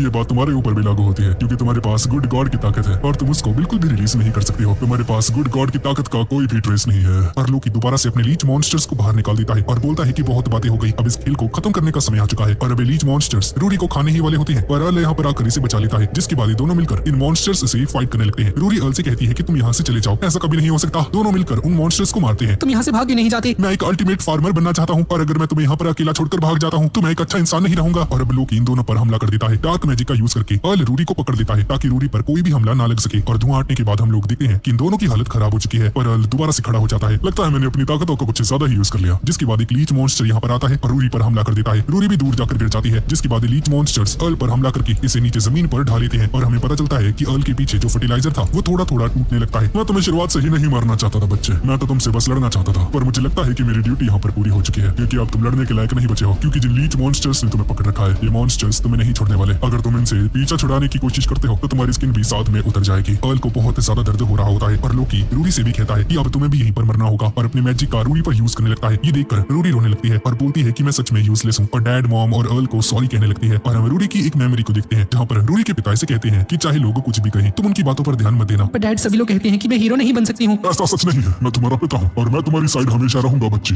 और तुम्हें एक ना एक दिन हीरो बनना ही है। अगर तुम्हें हीरो बनना है तो तुम्हें इसे फॉलो करना चाहिए रूरी, और एक दिन तुम हीरो जरूर बनोगी। जी मामा पापा, मैं एक दिन काफी स्ट्रॉन्ग हीरो बनूंगी, मैं वादा करती हूँ। पर रूरी देखती है कि अब इसकी मौत आ चुकी है और अपने माता पिता से माफी मांगती है और बोलती है कि मैंने आप सभी को डिसअपॉइंट किया, मुझे माफ कर देना। और लोकी रूरी से कहता है good bye descendant of the hero. और रूरी भी एक्सेप्ट कर लेती है कि एक अच्छी हीरो कभी नहीं बन पाई। तभी अचानक से जिन मॉन्स्टर्स ने अर्ल को पकड़ रखा था ये अचानक से सूखने लगते हैं और सूख कर अर्ल को छोड़ देते हैं। दरअसल ये इसके फर्टिलाइजर का काम है जो कि ये टोमेटो को प्रोड्यूस करने में लगाने वाला था, और बताता है कि इन फर्टिलाइजर्स के अंदर एक ऐसा पेस्टिसाइड था जो कि लीचेस को मारने में यूजफुल होता है। और अर्ल इससे कहता है कि जब तक मेरे पास से फर्टिलाइजर है तुम्हारे मॉन्स्टर्स किसी भी काम के नहीं है। जैसा कि मैंने उम्मीद की थी एक फार्मर से, पर तुम्हें काफी ज्यादा चोट आ चुकी है, तुम मुझसे लड़ोगे कैसे? तभी एल दौड़ने लगता है, चुप हो जाओ, और लोकी को पंच मारने के लिए आगे बढ़ता है, पर लोकी इसके सारे पंचे से डॉज कर जाता है। और एल बोलती है कि तुम इतनी आगे तक क्यों जा रहे हो मेरे लिए, मैं तुम्हें हरा कर रहूंगा और किसी और को चोट नहीं पहुंचाने दूंगा। और रूरी कहने लगती है कि एल सही कह रहा है। तभी इसे एक मेमोरी याद आती है जहाँ पर कुछ लोग इसकी बेइज्जती कर रहे होते हैं और कहते हैं कि तुम बहुत ज्यादा कमजोर हो, तुम कभी भी एक हीरो नहीं बन सकते हो, तुम्हारे पास तो कोई ताकत भी नहीं है। और रूरी कहने लगती है कि उन लोगों के ताने सुनने के बाद मैंने ये सोच लिया था कि मैं कभी भी एक हीरो नहीं बन सकती हूँ, इसलिए मैंने गिव अप कर दिया था एक हीरो बनने के लिए। पर अब जब मैं अर्ल को देख रही हूँ तो वो बिल्कुल भी गिव अप नहीं कर रहा है और लोकी पर हमले करता जा रहा है। अर्ल मुझे बचाने के लिए काफी ज्यादा मेहनत कर रहा है। एबिलिटी से कोई भी फर्क नहीं पड़ता है, पावर से कोई भी फर्क नहीं पड़ता है, एक हीरो वही होता है जो कि लोगों को बचाने के लिए कभी भी गिव अप नहीं करता है। लोकी इनसे बात कर ही रहा होता है, पर तभी रूरी इसके पीछे आकर इसकी कमर के अंदर तलवार घुसा देती है। अर्ल, मैं बिल्कुल ठीक हूँ, तुम्हारा शुक्रिया। ये यूजलेस है। ये यूजलेस नहीं है क्योंकि अब मुझे रियलाइज हो चुका है कि भले ही मैं ना जीतूं पर गिव अप करना गलत बात है। और लोकी भी इसकी तलवार से बाहर आ जाता है और रूरी कहने लगती है कि अब मैं गिव अप नहीं करने वाली हूँ। जिसके बाद इसके अंदर से काफी ज्यादा तेज रोशनी बाहर निकलने लगती है और अब रूरी अपनी तलवार को चार्ज करके लोकी से कहती है कि मरने के लिए तैयार हो जाओ लोकी। तभी लोकी हैरान होकर कहता है ये तो इम्पॉसिबल है, ये तो power of the good God है। जिसके बाद रूरी अपनी हीरो पावर्स का यूज करती है और लोकी के ऊपर काफी जोर से हमला कर देती है और अब लोकी भी खुद को रीजनरेट नहीं कर पा रहा होता है और यहीं पर खत्म हो जाता है। मैंने कर दिखाया। अर्ल भी रूरी से कहने लगता है कि तुम बहुत ही ज्यादा कमाल की हो रूरी, पर तभी अर्ल बेहोश होकर नीचे जमीन पर गिर जाता है और रूरी को रियलाइज हो जाता है कि इसे अर्ल पसंद है। मुझे तुम पर क्रश है अर्ल। जिसके बाद रात हो जाती है। अर्ल को होश आता है और इसकी गोदी में पड़ा होता है और इसे देखकर शर्मा कर अपना मुंह दूसरी तरफ कर लेती है। भाई साहब कितना अंधेरा हो गया भाई। अर्ल, जब तुम सो गए थे तो मैं तुम्हें अपने कंधे पर बिठाकर वापस ले जाना तो चाहती थी, पर मुझे वापस जाने का रास्ता नहीं पता। अर्ल खड़ा हो जाता है, तो कोई बात नहीं, अब मैं रिकवर कर चुका हूँ, तो क्या वापस चले क्या? और लोग जाने लगते हैं। थोड़ी आगे चलने के बाद रूरी को जंगलों में से किसी की आवाज आती है। क्या तुम्हें आवाज नहीं सुनाई दे रही? एक सेकंड, कहीं लोकी वापस तो नहीं आ गया? नहीं अर्ल, मैंने अपनी आंखों से देखा था, मैंने उसे मार दिया था। जिसके बाद ये आवाज दोबारा से आती है और रूरी को लगता है कि यहाँ पर कोई भूत वगैरह है, पर ये आवाज अर्ल की मॉम की होती है। अरे यार, मुझे यहाँ से भागना होगा। और रूरी को उठाकर यहाँ से भागने लगता है और अर्ल इसे उठाकर जंगलों में काफी दूर आ जाता है। क्या तुम्हें भी भूतों से डर लगता है? भूतों से तो नहीं, पर मुझे किसी और से तो डर जरूर लगता है, वो भूतों से भी ज्यादा डरावनी है। और अर्ल यहाँ पर अपनी मॉम की बात कर रहा होता है। अब इसके बाद ये लोग डाउन में आ जाते हैं और इन्हें पता चलता है कि यहाँ पर जो होटल था वो यहाँ से गायब हो चुका है और इन्हें समझ आ जाता है कि वो होटल लोकी ने अपनी इल्यूजन से क्रिएट किया था। कोई बात नहीं, मैं एक दूसरे होटल में रुक जाऊंगी। जिसके बाद अर्ल रूरी से कहता है कि मैं कल कैपिटल के लिए निकलने वाला हूँ एक नया फर्टिलाइजर खरीद कर, तो मैं चाहता हूँ कि तुम कल के लिए मेरी बॉडीगार्ड बनो। रूरी इस पर मान जाती है। अर्ल चलने लगता है और बोलता है कि काश मॉम जल्दी ही घर पर ना पहुंची हो, और बोलता है कि जब ये छोटा हुआ करता था तब वो और टेस्टा अकेले खेला करते थे, पर अकेले खेलते खेलते काफी ज्यादा दूर आ गए थे एक दिन बिना अपने घर वालों को बताए हुए। और इसकी मॉम इसकी चिंता करते हुए इन्हें ढूंढते ढूंढते वहाँ पर आ गई थी। ये लोग अपनी मॉम को देखकर काफी ज्यादा डर गए थे और चुपके से वहाँ पर भागने की कोशिश करने लगते हैं। पर जैसे ही एल अपने घर पहुंचा तो इसे पता चला कि इसकी मॉम तो घर पर ही थी, जिसके बाद इसे बहुत ज्यादा डांट भी पड़ी थी और इसे ऐसा लगता है कि इसकी मॉम टेलीपोर्ट कर सकती है। यार मेरी मॉम को एलियन तो नहीं है ना? एल अपने घर के दरवाजे के सामने खड़ा होता है और देखता है कि इसकी मॉम घर पर ही होती है। मुझे पता था। और ऐसा बोलकर एल दरवाजे को बंद कर देता है। तब ये देखता है कि इसकी मॉम इसके पीछे ही खड़ी हुई है। एल, मुझे तुम्हारी चिंता हो गई थी, तुम कहाँ चले गए थे? और एल जल्दी से अपने रूम के अंदर चला जाता है। अरे यार, ये तो मेरा रूम है, उधर क्या कर रहा है? साले मुझे मार पड़ेगी। अरे यार, फंस गया। तभी एल की मॉम एल के डैड के पीछे बहुत गुस्से में आ जाती है और इसे किसी कपड़े की तरह धोकर बाहर सूखने के लिए लटका देती है। अब अगली सुबह एल की मॉम इसे रोकती है कि मत जाओ, प्लीज घर छोड़कर मत जाओ। अरे बस करो भाग्यवान, उसकी चिंता मत करो, एल को जाने दो ना। एल के पापा अब तो चुप ही रहिए, दोबारा पिट जाएगा तू। अच्छा ठीक है, मैं चुप हो जाता हूँ। एल क्या तुम रुक नहीं सकते? अब एल के पास कोई और ऑप्शन नहीं होता है और बोलता है कि अगर आप मुझे इसी तरीके से रोकती रहोगी तो मैं आपसे नफरत करने लगूंगा। ये सुनकर एल की मॉम घबरा जाती है, तो मुझे माफ करना, और एल को जाने देती है। एल यहाँ से जाने लगता है और एल की मॉम से पूछती है कि क्या तुम बस पूरी जिंदगी एक फार्मर ही बनना चाहते हो क्या? जी हाँ मॉम, तुम उस बात को जाने दे सकते हो, इसे ऐसा मत करो, तुम उसी चीज की वजह से फार्मर बनना चाहते हो, है ना एल? प्लीज एल, तुम अपने मन से इस चीज को बाहर उठा सकते हो। और हमें पता चलता है कि एल जिस रीजन की वजह से फार्मर बना है वो किसी के डेथ की वजह से बना है, पर किसके डेथ की वजह से ये हमें आगे पता चलेगा। अब एल अपनी मॉम से कहता है कि आप चिंता मत कीजिए, मैंने फार्मर का पाथ इसलिए चूज किया है क्योंकि मुझे खेती बाड़ी करना पसंद है और मुझे यही करना है। तुम बहुत ज्यादा दयालु हो बच्चे, ध्यान रखना कोई तुम्हारा फायदा ना उठा ले। ठीक है मॉम, शुक्रिया, मैं ध्यान रखूंगा। और एल अपनी मॉम और अपने पेरेंट्स का शुक्रिया अदा करके यहाँ से चला जाता है। अब फर्टिलाइजर लाने के बाद एल रूरी के साथ कैपिटल में जाने लगता है और रूरी एल से कहती है कि लोकी ने तुम्हें अपना टारगेट बनाया था, तो क्या तुम्हें कोई आइडिया है क्या कि किस वजह से तुम पर हमला कर रहा था? पता नहीं यार, साला पागल था वो, पता नहीं मुझ पर हमला क्यों हो रहा था। वैसे डीमंस तुम पर दोबारा से हमला कर सकते हैं, अगर तुम्हें कोई भी मदद चाहिए हो तो प्लीज मुझे बता देना। रूरी शर्मा जाती है और यहाँ से चली जाती है। अब इसके बाद किंग फाल से कहता है कि क्या तुम श्योर हो क्या? जी मैंने डिसाइड कर लिया है। और किंग रोने लगते हैं और बोलते हैं कि मैं एक किंग और तुम्हारा फादर होने के नाते कुछ भी नहीं कर पा रहा हूँ। प्लीज पिताजी रोइए मत, मैं किसी के काम आ रही हूँ, मैं बस इतना ही चाहती हूँ। इसके बाद हम हेलेन को देखते हैं जो कि रूरी से मिलती है और हेलेन पूछती है कि अर्ल के साथ तुम्हारा क्या रिलेशनशिप है रूरी? और रूरी बताती है कि ये बस इसकी बॉडीगार्ड है और किस्मत के सहारे मिले हैं। और हेलेन अपना हाथ आगे बढ़ाती है और इन दोनों में दोस्ती हो जाती है, दोनों हाथ मिलाते हैं और अर्ल रिलैक्स हो जाता है कि ये दोनों दोस्ती कर पाए, लेकिन ऐसा नहीं होता है। हेलेन रूरी से कहती है कि मैं गिव अप नहीं करने वाली हूँ, एल सिर्फ मेरा है। ये तो मेरी लाइन है, ये तो मुझे कहना चाहिए था। इसके बाद हम एक बच्चे को देखते हैं जो कि अर्ल की फार्म में से एग प्लांट्स को चुरा रहा होता है। तभी अर्ल यहाँ पर आ जाता है और इसे पकड़ कर कहता है कि तुम यहाँ पर क्या कर रहे हो चोर बच्चे, बताओ तेरी मम्मी को। तभी हेलेन और रूरी भी यहाँ पर आ जाते हैं एल की हार्वेस्टिंग में हेल्प करने के लिए। अरे ये बच्चा कौन है? ये देखो ये चोर बच्चा मेरे एग प्लांट्स चुरा रहा था। बच्चे चोरी करना गलत बात है। मुझे माफ कर देना साले, सॉरी से क्या होगा, ये एग प्लांट्स अभी तक पके नहीं थे और अगर तुमने इन्हें ऐसे ही तोड़ दिया तो इनका टेस्ट अच्छा नहीं आएगा। अर्ल इस पर गुस्सा इसलिए नहीं है कि इसने चोरी करी, बल्कि इसलिए है क्योंकि इसने सब्जियों के पकने से पहले ही इन्हें तोड़ दिया। ये बच्चा इससे सॉरी मांगता है और इसके पेट से गुड़गुड़ की आवाज आने लगती है और अर्ल एक कैबेज को लेकर इसे दे देता है, ये पका हुआ है तुम इसे खा सकते हो। और ये बच्चा कैबेज को लेकर यहाँ से चला जाता है खुशी खुशी। अर्ल थोड़ा सा उदास हो जाता है और इसकी मेमोरीज में हम एक बच्ची को देखते हैं और ये बच्ची कौन है इसके बारे में हमें आगे पता चलेगा। अब हेलेन अर्ल को बताती है कि किंगडम में बहुत सारे मॉन्स्टर्स हमला कर रहे हैं जिसकी वजह से बाहर की कंट्री से सामान नहीं आ पा रहा है और सब कुछ तब से हो रहा है जब तुम अपने घर गए थे और प्राइसेस बढ़ने की वजह से कोई भी गरीब खाना अफोर्ड नहीं कर पा रहा है। तभी अचानक से बेल बजती है और इन्हें पता चलता है कि दोबारा से मॉन्स्टर्स आ चुके हैं और सभी सोल्जर्स वहां पर जाने लगते हैं और बहुत सारे मॉन्स्टर्स किंगडम पर हमला कर चुके हैं और सभी सोल्जर्स इन्हें रोकने की कोशिश करते हैं। तभी अर्ल भी यहाँ पर आ जाता है और एडवेंचरर्स अर्ल को बताते हैं कि ये मॉन्स्टर्स बहुत ज्यादा वायलेंट है तो संभल कर रही। और लीमा कहती है कि ये मॉन्स्टर्स के जो हमले हैं ये कंटिन्यूसली आते जा रहे हैं, ये लोग खत्म ही नहीं हो रहे हैं। और अर्ल भी नोटिस करता है कि इनकी क्वांटिटी कुछ ज्यादा ही बढ़ चुकी है और हेलेन अपने ओरबोरस की ताकत का यूज करती है और एक बहुत बड़े ड्रैगन को बहुत आसानी से हरा देती है। हेलेन भाई तुम कब से इतनी स्ट्रांग हो गई? रूरी भी एक मॉन्स्टर को हरा देती है और अर्ल भी अपने फार्मिंग टूल का यूज करके काफी सारे मॉन्स्टर्स को हरा देता है और सभी लोग एक साथ मिलकर सभी को हराने लगते हैं। और तभी दूर से इन्हें एक आर्मी दिखाई देती है जो कि इन्हीं की तरफ आ रही होती है और इनके हाथ में दूसरी कंट्री का फ्लैग होता है। उन्हीं में से एक बंदा कहता है एंटिसबर्ग की किंग के नाम पर मैं तुम्हें कमांड्स देता हूँ, सभी मॉन्स्टर्स यहाँ से चले जाओ, नहीं तो ये सेक्रेट स्वॉर्ड लेविटिन तुम्हें जलाकर राख कर देगी। और ये सभी मॉन्स्टर्स पीछे हटने लगते हैं। हमने मैगस को बचा लिया। और अर्ल सोच में पड़ जाता है कि एक ऐसी सेक्रेट स्वॉर्ड जो कि मॉन्स्टर्स को रिपेल कर सकती है। हाँ, अब इसके बाद रात हो जाती है और अर्ल अपने घर पर होता है। तभी फॉल्स यहाँ पर आ जाती है और अर्ल से कहने लगती है कि मैं तुम्हें यहाँ पर गुड बाय कहने के लिए आई हूँ। पर अर्ल को समझ में नहीं आता कि गुड बाय से इसका क्या मतलब है, भाई कहाँ जा रही है ये, गुड बाय से तुम्हारा क्या मतलब है। और फॉल इसे बताती है कि इसने डिसाइड कर लिया है कि ये मैगिस छोड़कर जा रही है, तो तुम वापस कब आओगी? कभी नहीं, इसलिए ये हमारा लास्ट गुड बाय है। तभी फॉल की मेड यहाँ पर आ जाती है जो कि इसे लेने यहाँ पर आई है। ठीक है, अपना ख्याल रखना। अर्ल इसे रोकने की कोशिश करता है पर ये रुकती नहीं है और जाने से पहले अर्ल से कहती है कि हर चीज के लिए तुम्हारा शुक्रिया जो भी तुमने मेरे लिए किया है, और गुड बाय बोलकर यहाँ से चली जाती है। भाई ये हो क्या रहा है? अब सुबह हो जाती है और अर्ल बताता है कि सीक्रेट सोर्ड की वजह से मॉन्स्टर्स वापस से इस किंगडम में कभी नहीं दिखे और ट्रेडिंग वगैरह नॉर्मल हो जाती है, प्राइसेस भी लो हो चुके हैं और फॉल वापस नहीं आई है। और इसके बाद हम उसी चोर बच्चे को देखते हैं जो कि अपनी मॉम के साथ आया है। इसकी मॉम एल से माफी मांगती है और अर्ल भी ने माफ कर देता है। भैया आपने जो कैबेज मुझे दी थी वो बहुत ज्यादा टेस्टी थी। अच्छा, मुझे खुशी हुई है जानकर कि तुम्हें मेरी सब्जी पसंद आई। और इसकी मॉम बताती है कि ये टाउन में एक टेलर है और इसे अगर कोई भी जरूरत हो तो इसे बता सकता है। और ये बच्चा कहने लगता है कि मेरी मॉम को बहुत ज्यादा अच्छे कपड़े बनाने आते हैं, क्या मुझे कुछ वेजिटेबल्स मिल सकती हैं? ठीक है, आप पोटैटो लेकर जा सकती हैं। और अर्ल से पोटैटो खरीद कर यहाँ से चले जाते हैं। तभी रिक्स इसके सामने आ जाता है और एक लेटर देता है जो कि इसकी मॉम का था। ये सब कुछ एंटिसबर्ग की सीक्रेट सोर्ड की वजह से हुआ, सब कुछ वापस से नॉर्मल हो गया। इसी वजह से गरीब लोग अब खाना अफोर्ड कर पा रहे हैं। एंटिसबर्ग काफी ज्यादा काइंड कंट्री है कि वो दूसरी कंट्री की मदद करने आए। ये सुनकर रिक्स कहता है हाँ मुझे इसके बारे में नहीं पता यार, और इसे न्यूज़पेपर का एक एक्स्ट्रा एडिशन दिखाता है और उसे देखकर अर्ल हैरान हो जाता है। और यहाँ पर रूरी अपनी जॉब को पूरा करके गिल्ड में वापस आ जाती है जहाँ पर इसे काफी ज्यादा भूख भी लग रही होती है और हेलेन इसे कहती है कि क्यों ना हम एक साथ खाना खाएं। रूरी भी इसके लिए मान जाती है और तभी हेलेन इसे न्यूज़पेपर दिखाती है जिसमें लिखा होता है कि प्रिंसेस पॉल की शादी हो रही है और उसका हस्बैंड कोई और नहीं बल्कि एंटिसबर्ग का प्रिंस है और ये प्रिंस वही है जिसके पास सीक्रेट सोर्ड थी और सभी मॉन्स्टर्स को इनके किंगडम से भगा दिया था। और अब दोनों सोचने लगते हैं कि क्या इसी वजह से प्रिंसेस फॉल को इससे शादी तो नहीं करनी पड़ रही ना। मुझे भी शक है क्योंकि मॉन्स्टर्स ह्यूमंस की बातों को तो समझ ही नहीं सकते हैं, तो उन सभी मॉन्स्टर्स ने उस प्रिंस की बात कैसे मान ली? तभी अर्ल यहाँ पर आ जाता है और पूछता है कि क्या तुमने प्रिंसेस को यहाँ पर देखा है क्या? नहीं, मैंने उसे 10 दिनों से नहीं देखा है। मुझे लगा ही था। और न्यूज़पेपर उठाता है। क्या तुमने न्यूज़पेपर पढ़ा? हाँ मैंने पढ़ा यार। और उसी लेटर को बाहर निकाल कर कहता है कि मैं चाहता हूँ कि तुम इस लेटर को पढ़ो। और दोनों अर्ल की मॉम का लेटर पढ़ने लगते हैं, जहाँ पर लिखा होता है कि मैंने सुना है कि मॉन्स्टर्स मैगिस के ऊपर बहुत ज्यादा हमला कर रहे हैं, इसी वजह से सामान के प्राइसेस बहुत ज्यादा बढ़ने लगे हैं। इसलिए मेरे बेटे अर्ल की हेल्प के लिए मैंने इन्वेस्टिगेशन करना शुरू किया और मुझे कुछ बहुत ही ज्यादा हैरान करने वाली चीजें पता चली हैं। सबसे पहली चीज, जो सीक्रेट स्वॉर्ड है उसके पास कोई भी ताकत नहीं है और वो कोई लेजेंडरी सीक्रेट स्वॉर्ड नहीं है, वो एक आम तलवार है जो कि एक आम ब्लैक स्मिथ ने बनाई है। भाई तुम्हारी मॉम को ये इन्फॉर्मेशन कैसे मिली एल? और एल बताता है कि अर्ल की मॉम शैडो पपेट्स की फॉर्मर कमांडर रह चुकी है, इसलिए उनके लिए जानकारी निकालना बहुत ज्यादा आसान है। ये सुनकर ये दोनों हैरान हो जाते हैं कि अर्ल की मॉम शैडो पपेट्स की कमांडर थी। भाई क्या ये शैडो पपेट्स क्या होता है भाई? और ये दोनों अर्ल को बताते हैं कि शैडो पपेट्स वो इंटेलिजेंस यूनिट होती है जो कि कोई भी इंफॉर्मेशन या फिर कोई भी सीक्रेट को बहुत आसानी से निकाल लेती है। यार ये मेरी मॉम कैसी सी है, मिस्ट्री से भरी हुई है। एलन आगे पढ़ती है लेटर को और इसमें लिखा होता है कि ये सभी मॉन्स्टर्स का ग्रुप अकेला एक डीमन समन कर रहा है जिसकी गर्लफ्रेंड को हॉस्टेज बना लिया गया है और वो डीमन ना चाहते हुए भी ये काम करे जा रहा है। ये सुनकर रूडी कहती है कि क्या एंटिसबर्ग उस डीमन का यूज तो नहीं कर रहा मैगिस पर हमला करने के लिए? हाँ, एंटिसबर्ग ने एक कंडीशन रखी थी कि एक ही कंडीशन पर वो मैगिस को बचाएंगे कि प्रिंसेस फॉल उस प्रिंस से शादी कर लेगी। यार मुझे फॉल को बताना होगा और ये दोनों भी एल का साथ देने के लिए मान जाते हैं। पर अब सवाल ये है कि ये एंटिसबर्ग में जाएंगे कैसे, क्योंकि वहाँ पर बहुत ज्यादा हाई सिक्योरिटी है। पर इसकी चिंता मत करो, मेरे पास एक बहुत ही बढ़िया गाइड है और वो गाइड कोई और नहीं बल्कि रीक्स होता है। इसके बाद हम एंटिसबर्ग में देखते हैं जहाँ पर उस प्रिंस का नाम नेडुलस होता है और यहाँ पर डिफरेंट कंट्रीज के किंग यहाँ पर बैठे होते हैं और प्रिंस नेडुलस से कह रहे होते हैं कि हमारी कंट्री को बचाने के लिए तुम्हारा शुक्रिया और हम चाहते हैं कि आप हमारी कंट्री को इसी तरह से प्रोटेक्ट करें। और नेडुलस भी इस रिस्पॉन्सिबिलिटी को ले लेता है इनकी कंट्री को बचाने के लिए और बाकी सभी किंग कहने लगते हैं कि हमारी कंट्री को प्रोटेक्ट कीजिए और हम आपको बहुत सारी चीजें देंगे। और अब सभी के जाने के बाद नेडुलस हंसने लगता है। अरे यार सभी लोग बेवकूफ बनते जा रहे हैं अपनी कंट्री को एक्सपेंड करने के लिए और ज्यादा कंट्रीज पर हमला करो, जाओ गेजल। और हम गेजल नाम के एक बंदे को देखते हैं। ये बंदा गुस्सा हो जाता है और बोलता है कि अब मैं अपने कॉमरेड्स को नहीं भेजने वाला कि वो लोग जाकर ह्यूमंस पर हमला करें। और नेडुलस इसके एक मुक्का मारता है, तुम मना नहीं कर सकते, मैंने एक बार जो कह दिया वो कह दिया, तुम्हें इसको मानना पड़ेगा अगर तुम नहीं चाहते कि तुम्हारी वजह से तुम्हारी बंदी को तकलीफ हो। दरअसल नेडुलस के पास गेजल की गर्लफ्रेंड एज अ हॉस्टेज पड़ी हुई है और ना चाहते हुए भी इसको इसकी बात माननी पड़ती है। तभी फॉल यहाँ पर आ जाती है और बोलती है कि तुम अपने ही स्लीव्स पर हमला कैसे कर सकते हो? इन लोगों को सिखाने के लिए मुझे थोड़ा सख्ती से पेश आना होगा। तभी एक गार्ड यहाँ पर आता है। सारी इमरजेंसी है, जो कैरेज शादी के लिए आने वाला था वो अभी तक नहीं आया है और अगर हम उस कैरेज को घोड़ा गाड़ी वाले कार के साथ रिप्लेस कर देते हैं तो प्रॉब्लम सॉल्व हो जाएगी। हाँ तो जल्दी करो, क्वालिटी का ख्याल रखना और जल्दी जाओ। मुझे माफ करना प्रिंसेस, तुम्हें ये सब देखना पड़ा। क्या तुम इस वाइन को पीना चाहोगी क्या? क्यों ना हम अपनी शादी को सेलिब्रेट करें? पर फॉल्स मना कर देती है। क्या तुम्हें ये जगह अच्छी नहीं लग रही? हाँ मैं जानता हूँ ये मैगी से थोड़ी सी अलग है, पर मैं जानता हूँ एक दिन तुम इस जगह को काफी ज्यादा पसंद करोगी। कल हमारी शादी है, मैं इसके लिए काफी ज्यादा बेताब हूँ प्रिंसेस। और एक गार्ड कबूतर के जरिए एक मैसेज को किसी के पास भेज देता है और अर्ल उसी बच्चे की मॉम के पास आता है जो कि टेलर होती है और यहाँ से काफी अच्छे कपड़े लेता है। और वो मैसेज रिक्स को मिल जाता है जो कि इसके दोस्त ने इसके लिए भेजा है, जिसमें लिखा होता है कि एंटिसबर्ग में जाने के लिए सारी अरेंजमेंट्स पूरी हो चुकी हैं। तभी अर्ल भी यहाँ पर आ जाता है। दोस्तों सारी आउटफिट भी तैयार हो चुकी है और रिक्स अर्ल को बताता है कि हम लोग एंटिसबर्ग में एक कैरेज के जरिए जाएंगे और एंटिसबर्ग में घुसने के बाद तुम लोग सबसे पहले हॉस्टेज को रेस्क्यू करना और तुम सभी लोग जब गेट पर पहुंच जाओगे तो गेट कीपर को कह देना ये सारा सामान सेरेमनी के लिए है। वो सभी लोग बिना हेजिटेशन के तुम्हें अंदर जाने देंगे। वो तो ठीक है, पर रिक्स तुम्हारा क्या होगा? तुम क्या करने वाले हो? और रिक्स बताता है कि प्रिंस नेडुलस के प्लान को सामने लाने के लिए मैं काफी सारे मॉन्स्टर्स को एक साथ गैदर करूंगा, जिससे कि पब्लिक में ये प्रूव हो जाएगा कि जो सीक्रेट स्वॉर्ड है वो नकली है और जो शादी है वो भी कैंसिल हो जाएगी। पर रिक तुम मॉन्स्टर्स को गैदर कैसे करोगे? और रिक्स अपनी टोपी उतारता है। अरे शायद मैंने तुम्हें पहले नहीं बताया ना। हाँ, मैं पोस्टमैन के साथ साथ शैडो पपेट्स का भी एक मेंबर हूँ और साथ ही में मैं एक राक्षस भी हूँ। ये सुनकर सभी लोग हैरान हो जाते हैं। ये बंदा एक राक्षस है भाई। और रिक्स बताता है कि उसी की तरह बहुत सारे डीमंस हैं जो कि ह्यूमंस के साथ डिस्गाइज करके रहते हैं। और जब मैं छोटा हुआ करता था तो अर्ल की मॉम ने मेरा बहुत अच्छे से ख्याल रखा है और मुझे लगता है कि यही एक रीजन है जिसकी वजह से मैं ह्यूमंस के साथ रह पा रहा हूँ। और रिक्स बताता है कि जिस डीमन को एंटिसबर्ग धमकी देकर यूज कर रहा है उस डीमन को एक ह्यूमन लड़की से प्यार हो चुका है और इसी वजह से वो डीमन ह्यूमंस की कंट्री में रह रहा था। अच्छा, तो नेडुलस ने उन दोनों के प्यार का यूज किया और उसकी गर्लफ्रेंड को हॉस्टेज बना लिया अपने काम को अंजाम देने के लिए। जिस पर रिक्स बताता है कि हाँ तुमने सही कहा, उसे ह्यूमंस पसंद है और ना चाहते हुए भी उसे ह्यूमंस पर हमला करना पड़ रहा है। और जब भी मैं सोचता हूँ कि वो डीमन इस मुसीबत से गुजर रहा होगा तो मुझे बहुत ज्यादा बुरा लगता है। तुम चिंता मत करो, मैं जाकर उसकी गर्लफ्रेंड को रेस्क्यू करूंगा। तुम्हारा शुक्रिया, मैं तुम पर भरोसा कर रहा हूँ। और सभी लोग तैयार हो जाते हैं एंटिसबर्ग में जाने के लिए। इसके बाद हम फॉल को देखते हैं। कल शादी है, मुझे लगा था कि मैंने अपना मन बना लिया, पर नहीं। अर्ल और नेडुलस इन बातों को सुन लेता है। आखिर अर्ल कौन है? मैं बस एक बार अर्ल से मिलना चाहती हूँ, सिर्फ एक बार। अब अगली सुबह हम एंटिसबर्ग को देखते हैं जहाँ पर सभी लोग इकट्ठा हो रहे हैं क्योंकि आज प्रिंस नेडुलस और प्रिंसेस फॉल की शादी है। और नेडुलस सोच रहा होता है कि जब ये फॉल से शादी कर लेगा तो एक राजा बन जाएगा और एक कंट्री के ऊपर कब्जा कर लेगा। जब तक मेरे पास सीक्रेट स्वॉर्ड है मैं किस मेरा कुछ नहीं बिगाड़ सकता। और अब फॉल्स के पास पहुंच जाता है और फॉल भी दुल्हन के कपड़ों में होती है। तुम काफी ज्यादा अच्छी लग रही हो फॉल, सभी लोग हमारा वेट कर रहे हैं, अब हमें चलना चाहिए। मुझे माफ करना, तुम चले जाओ, मैं तुम्हारे पीछे पीछे आ जाऊंगी। ठीक है, मैं समझ सकता हूँ, तुम एक लड़की हो, तुम्हें अपनी शादी की तैयारी करनी होगी है ना? मैं तुम्हारा इंतजार करूंगा, पर जल्दी आना। और फॉल अपनी मेड से भी कहती है कि तुम भी यहाँ से जा सकती हो और इसकी मेड भी यहाँ से चली जाती है। और अब फॉल शीशे के सामने खड़ी हो जाती है और अपने पिता के साथ हुई गई बातों को याद करती है, जहाँ पर इसके पिता इसे कहते हैं कि तुम्हें जिस भी लड़के से शादी करनी है तुम कर सकती हो, भले ही वो गरीब हो, अमीर हो, लूला हो, लंगड़ा हो, कुछ भी हो, क्योंकि तुम्हारी खुशी से बढ़कर और कुछ भी नहीं है। काश मेरे घर वाले भी ऐसे ही होते। और फॉल इस बात को याद करके दुखी हो जाती है। मैं किसकी प्रिंसेस हूँ, पर प्रिंसेस होने के नाते मुझे अपनी कंट्री के लिए सैक्रिफाइस होना होगा। और अर्ल को याद करके कहने लगती है, हाल क्या मैं सही कर रही हूँ? इसके बाद हम अर्ल को देखते हैं। एलन और रूरी पीछे वाले गेट से फाइनली एंटिसबर्ग में घुस जाते हैं और अब घोड़ा गाड़ी से उतर जाते हैं, जहाँ पर अल देखता है यही वो जगह है जहाँ पर उस डीमन की गर्लफ्रेंड को कैप्चर किया गया है। अरे यार यहाँ तो बहुत ज्यादा सिक्योरिटी है। अरे चिंता मत करो, इन कपड़ों में वो हमें नहीं पहचान पाएंगे। ये मैंने मेगिस के टॉप टेलर से बनाया है। और अल यहाँ पर उस चोर बच्चे की माँ की बात कर रहा होता है। हेलेन और रूडी अल से कहने लगते हैं कि भाई हमें ये कपड़े क्यों पहनने पड़ रहे हैं फार्मर के, हम लोग यहाँ पर इन्वेस्टिगेशन करने आए हैं। अगर हम लोग इन कपड़ों को पहनेंगे तो लोगों को हम पर शक नहीं हो जाएगा। अरे चिंता मत करो यार, हमें कोई नहीं पकड़ेगा क्योंकि मेरे पास एक प्लान है। अल बताता है कि सबसे पहले ये जाकर गेजल की लवर को रेस्क्यू करेंगे जो कि रॉयल पैलेस के अंदर बंद हो रखी है, और उसे लेकर ये लोग चर्च में आ जाएंगे जहाँ पर हम लोग गेजल को भी बुलाएंगे और गेजल की मदद से सभी लोगों को प्रूफ कर देंगे कि सेक्रेट स्वॉर्ड झूठी है और नेडरस के प्लान को सबके सामने झूठा साबित कर देंगे। अल यहाँ से जाने लगता है। क्या कमाल का प्लान है यार अल तुम कितने ज्यादा नादान हो वैसे। पर अल इसकी बातों को इग्नोर करता है और जाने लगता है। तब एक गार्ड अल को रोक लेता है। रूरी और हेलेन घबरा जाते हैं। अरे उनको हम पे शक हो गया। प्लीज हम पर शक मत कीजिए, हम बस ऑर्डिनरी फार्मर्स हैं जो कि यहाँ पर फ्रेश सब्जियां बेचने आए हैं। पर भाई तुम इन्हें डिलीवर कहाँ पर करोगे? रॉयल पैलेस में भाई। पर उधर क्यों भाई? ये सारी सब्जियां बहुत ज्यादा परफेक्ट हैं, बिल्कुल एकदम फ्रेश है फ्रेश। पर अर्ल का प्लान फेल हो जाता है और सभी गार्ड्स इनके पीछे पड़ जाते हैं इन्हें पकड़ने के लिए। अर्ल सोचने लग जाता है कि ये लोग हमारा पीछा क्यों कर रहे हैं, फार्मर तो अच्छे लोग होते हैं ना। बेवकूफ लड़के, तुम्हारा आइडिया बहुत ही बेकार था। अरे यार इन सारी बातों को छोड़ो, हमें कोई तरीका ढूंढना होगा ताकि हम रॉयल पैलेस में घुसकर उस हॉस्टेज को बचा पाएं। और वो हम लोग कैसे करने वाले हैं हेलेन? हेलेन अपने ओरबोरस ड्रैगन की पावर्स को निकाल देती है और अर्ल को फेंक देती है और बोलती है कि इन गार्ड्स को हम हैंडल कर लेंगे, तुम जाकर उस हॉस्टेज को बचाओ। और अर्ल सीधा पैलेस पर पहुंच जाता है। अर्ल तुम ये कर सकते हो, हमें तुम पर भरोसा है। और अर्ल सीधा गेजल की लवर के पास आ जाता है। क्या तुम गेजल की लवर हो? ओह हाँ, पर क्या तुम गेजल को जानते हो? तभी गार्ड्स यहाँ पर आ जाते हैं। अर्ल को गुस्सा आ जाता है और अपने बैग में से कुछ मूलियां निकाल कर कहता है कि मैं एक फार्मर हूँ, और उन गार्ड्स पर अटैक कर देता है और उन गार्ड्स के मुंह में सब्जियां ठूस देता है और सभी गार्ड्स बेहोश हो जाते हैं। और तुम मेरे साथ चलो, कंट्री गेजल का यूज कर रही है बहुत ही बुरे तरीके से।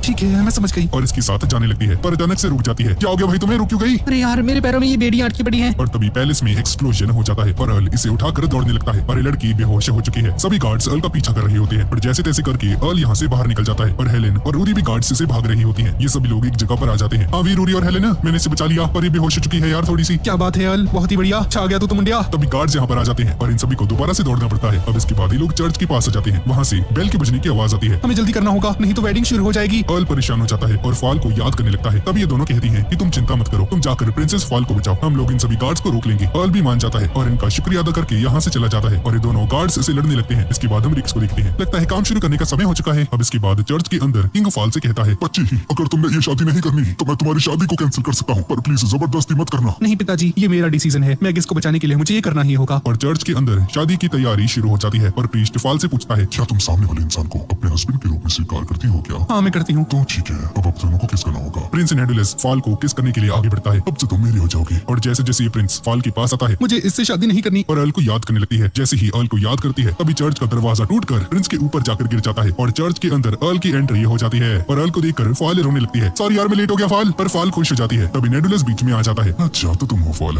ये अर्ल बहुत ज्यादा बुरा इंसान है जो कि प्रिंसेस को किडनैप करने आया है, इसे अरेस्ट कर लो। बुरा पर्सन मैं नहीं तुम हो नेडुलस, तुम्हारी स्वॉर्ड नकली है। और अर्ल जैसे ही इस बात को बोलता है सभी लोग हैरान हो जाते हैं। क्या मस्त जोक मारा, ये हंस रहे हल्का ठहस। मुझे पता है तुम शादी को तोड़ने की कोशिश कर रही हो। किंग अर्ल के पास आता है और बोलता है कि वो सेक्रेड स्वॉर्ड नकली नहीं है। मैंने खुद अपनी आंखों से देखा था कि नेडुलस ने उस स्वॉर्ड का यूज करके सभी मॉन्स्टर्स को भगा दिया था। देखा, यहाँ पर सभी लोग स्वॉर्ड्स की पावर पर बिलीव करते हैं। कोई भी तुम्हारी बकवास को नहीं सुनने वाला। या फिर तुम इसे प्रूफ कर सकते हो क्या? हाँ मैं कर सकता हूँ प्रूफ। क्या? तभी अचानक से एक गार्ड यहाँ पर आ जाता है और नेडुलस को बताता है कि बहुत सारे मॉन्स्टर्स हमारी कंट्री पर हमला कर चुके हैं और ये काम किसी और का नहीं बल्कि रीक्स का होता है। रीक्स एक लूट मचा रहा होता है और चर्च में बैठे सभी लोग घबराने लगते हैं और प्रिंस नेडुलस से कहने लगते हैं कि प्लीज सेक्रेड स्वॉर्ड का यूज कीजिए और सभी मॉन्स्टर्स को यहाँ से भगा दीजिए। गैज़ल कहाँ हो तुम? मेरी स्वॉर्ड लेकर आओ। पर गैज़ल ऐसा नहीं करता है बल्कि अपनी गर्लफ्रेंड के साथ खड़ा होता है। तभी रीक्स नेडुलस के पास आता है। गैज़ल सर जी बिजी हैं, आप इसका यूज कर सकते हैं। सभी लोग घबरा जाते हैं और प्रिंस नेडुलस से कहते हैं कि जल्दी से इसका यूज कीजिए और सभी मॉन्स्टर्स को यहाँ से भगा दीजिए। पर नेडुलस घबरा जाता है और इस तलवार का यूज नहीं करता है। ये तलवार नकली है ना, इसलिए ये काम नहीं करने वाली। अब अर्ल उस तलवार को एक मॉन्स्टर के पास फेंक देता है और ये मॉन्स्टर यहाँ से चले जाने की बजाय इस तलवार के ही 2 टुकड़े कर देता है। और सभी लोग देखते हैं कि इस तलवार ने काम नहीं किया है, जिसका मतलब है कि यह स्वॉर्ड नकली है। ये क्या? इस तलवार ने तो काम नहीं किया, तो वो मॉन्स्टर्स पहले रिपेल कैसे हो रहे थे? तभी गैज़ल उस विसल को बचाता है और बोलता है कि मैं समझाता हूँ कि वो मॉन्स्टर्स पहले रिपेल कैसे हो रहे थे। जैसे ही इस विसल को बचाता है यहाँ पर मौजूद वो मॉन्स्टर गायब हो जाता है और सभी को बताने लगता है कि प्रिंस ने मुझे थ्रेटन किया था ताकि मैं सारी कंट्रीज पर मॉन्स्टर्स से हमला कर दूं। जैसे ही नेडुलस अपनी तलवार को ऊपर करता था ये मेरे लिए एक सिग्नल का काम करता था जिससे कि मैं मॉन्स्टर्स को रिट्रीट करने का हुक्म दे देता था। वो सभी मॉन्स्टर्स इस मॉन्स्टर विसल से कंट्रोल हो पा रहे थे और इसे बस एक मॉन्स्टर ही बचा सकता है। इसका मतलब ये है कि वो सेक्रेड स्वॉर्ड बिल्कुल छोटी है। क्या तुम कुछ कहना चाहोगे प्रिंस नेडुलस? और नेडुलस हंसने लगता है।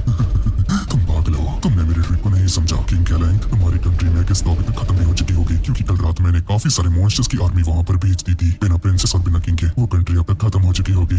तभी गैजल कहता है कि आखिरकार तुमने ये किया कैसे? मैंने तो कोई भी ऑर्डर्स नहीं दिए थे उन मॉन्स्टर्स को हमला करने के लिए, तो ये कैसे पॉसिबल है? मुझे किसी विसल की जरूरत नहीं है। मैंने मॉन्स्टर्स की मरी हुई डेड बॉडीज का यूज किया ताकि उन्हें अट्रैक्ट कर सकूं। मुझे तुम्हारी सीटी की कोई भी जरूरत नहीं है। और नेडुलस बताता है कि इसका प्लान ये था कि जैसे ही सभी मॉन्स्टर्स मैगिस को तबाह कर देंगे, ये मैगिस पर कब्जा कर लेगा। अभी भी तुम अगर वहाँ पर जाओगे तो काफी ज्यादा लेट हो चुका होगा किंग, अब मैगिस तबाह हो चुका होगा। तभी हेलेन और रूरी यहाँ पर आ जाते हैं। मैगिस को कुछ नहीं हुआ है। जब मैगिस पर हमला हुआ था तो सभी सोल्जर्स और गिल्ड के एडवेंचरर्स उनके पास आए थे ताकि उनसे ट्रेनिंग ले सके। उन्होंने कहा था कि वो लोग हमारी कंट्री को खुद डिफेंड करना चाहते हैं। वो सभी एडवेंचरर्स किसी चट्टान की तरह हमारी कंट्री की रक्षा कर रहे हैं। और मैगिस में ऐसा ही हो रहा होता है। वो सभी एडवेंचरर्स और सभी सोल्जर्स मिलकर सभी मॉन्स्टर्स को हरा रहे होते हैं। ये जानकर किंग रोने लगता है कि इसकी कंट्री के अंदर काफी ज्यादा लॉयल लोग रहते हैं। अब अर्ल पाल के पास आता है। पहल, अब तुम्हें खुद को सैक्रिफाइस करने की जरूरत नहीं है। तभी एंटिसबर्ग के गार्ड्स यहाँ पर आ जाते हैं। इन सभी लोगों को पकड़ लो। पर इसका ऑपोजिट हो जाता है। ये सभी गार्ड्स मिलकर नेडुरस को घेरने लगते हैं और हेलेन बताती है कि इसने सभी गार्ड्स को नेडुरस की सच्चाई बता दी है और अब ये लोग इनकी साइड हो चुके हैं। अब नेडुरस को गुस्सा आ जाता है और एक डैगर निकालकर किंग को मारने ही वाला होता है कि तभी अर्ल एक मूली को बीच में फेंक देता है और इस पर एक पंच मारते हुए कहता है कि तुम्हारा भांडा फूट चुका है। नहीं यार, ये नहीं हो सकता। मेरा प्लान तो बिल्कुल परफेक्ट था। और सभी गार्ड्स नेडुरस को लेकर चले जाते हैं और यहीं पर फाल अर्ल को गले लगा लेती है और बोलती है कि मैं तुम्हें बहुत ज्यादा प्यार करती हूँ। पर ये देखकर रूरी की जल जाती है। साले झूठे, तूने कहा था ये तेरी दोस्त है बस बचपन के चड्डी बड्डी हो और अब इस लड़की को तुझसे प्यार हो गया। यार मैं क्या बोलूं अब? फाल वही दूर हो जाए यार, मेरा ब्रेकअप करवाएगी तू। तुम चुप हो जाओ। और रूरी को और भी ज्यादा जेलस हो जाता है। साले बेवकूफ, मैं तेरे बारे में गलत थी, तू भी बाकी लड़कों की तरह प्ले बॉय है। तभी किंग एल के कंधे पर हाथ रखता है और बोलता है कि मेरे और प्रिंसेस के बीच में कुछ भी नहीं है सर, प्लीज आप ऐसा मत कीजिए। तुम्हारा शुक्रिया, तुमने हमारी जान 2 बार बचाई और मैं तुम्हें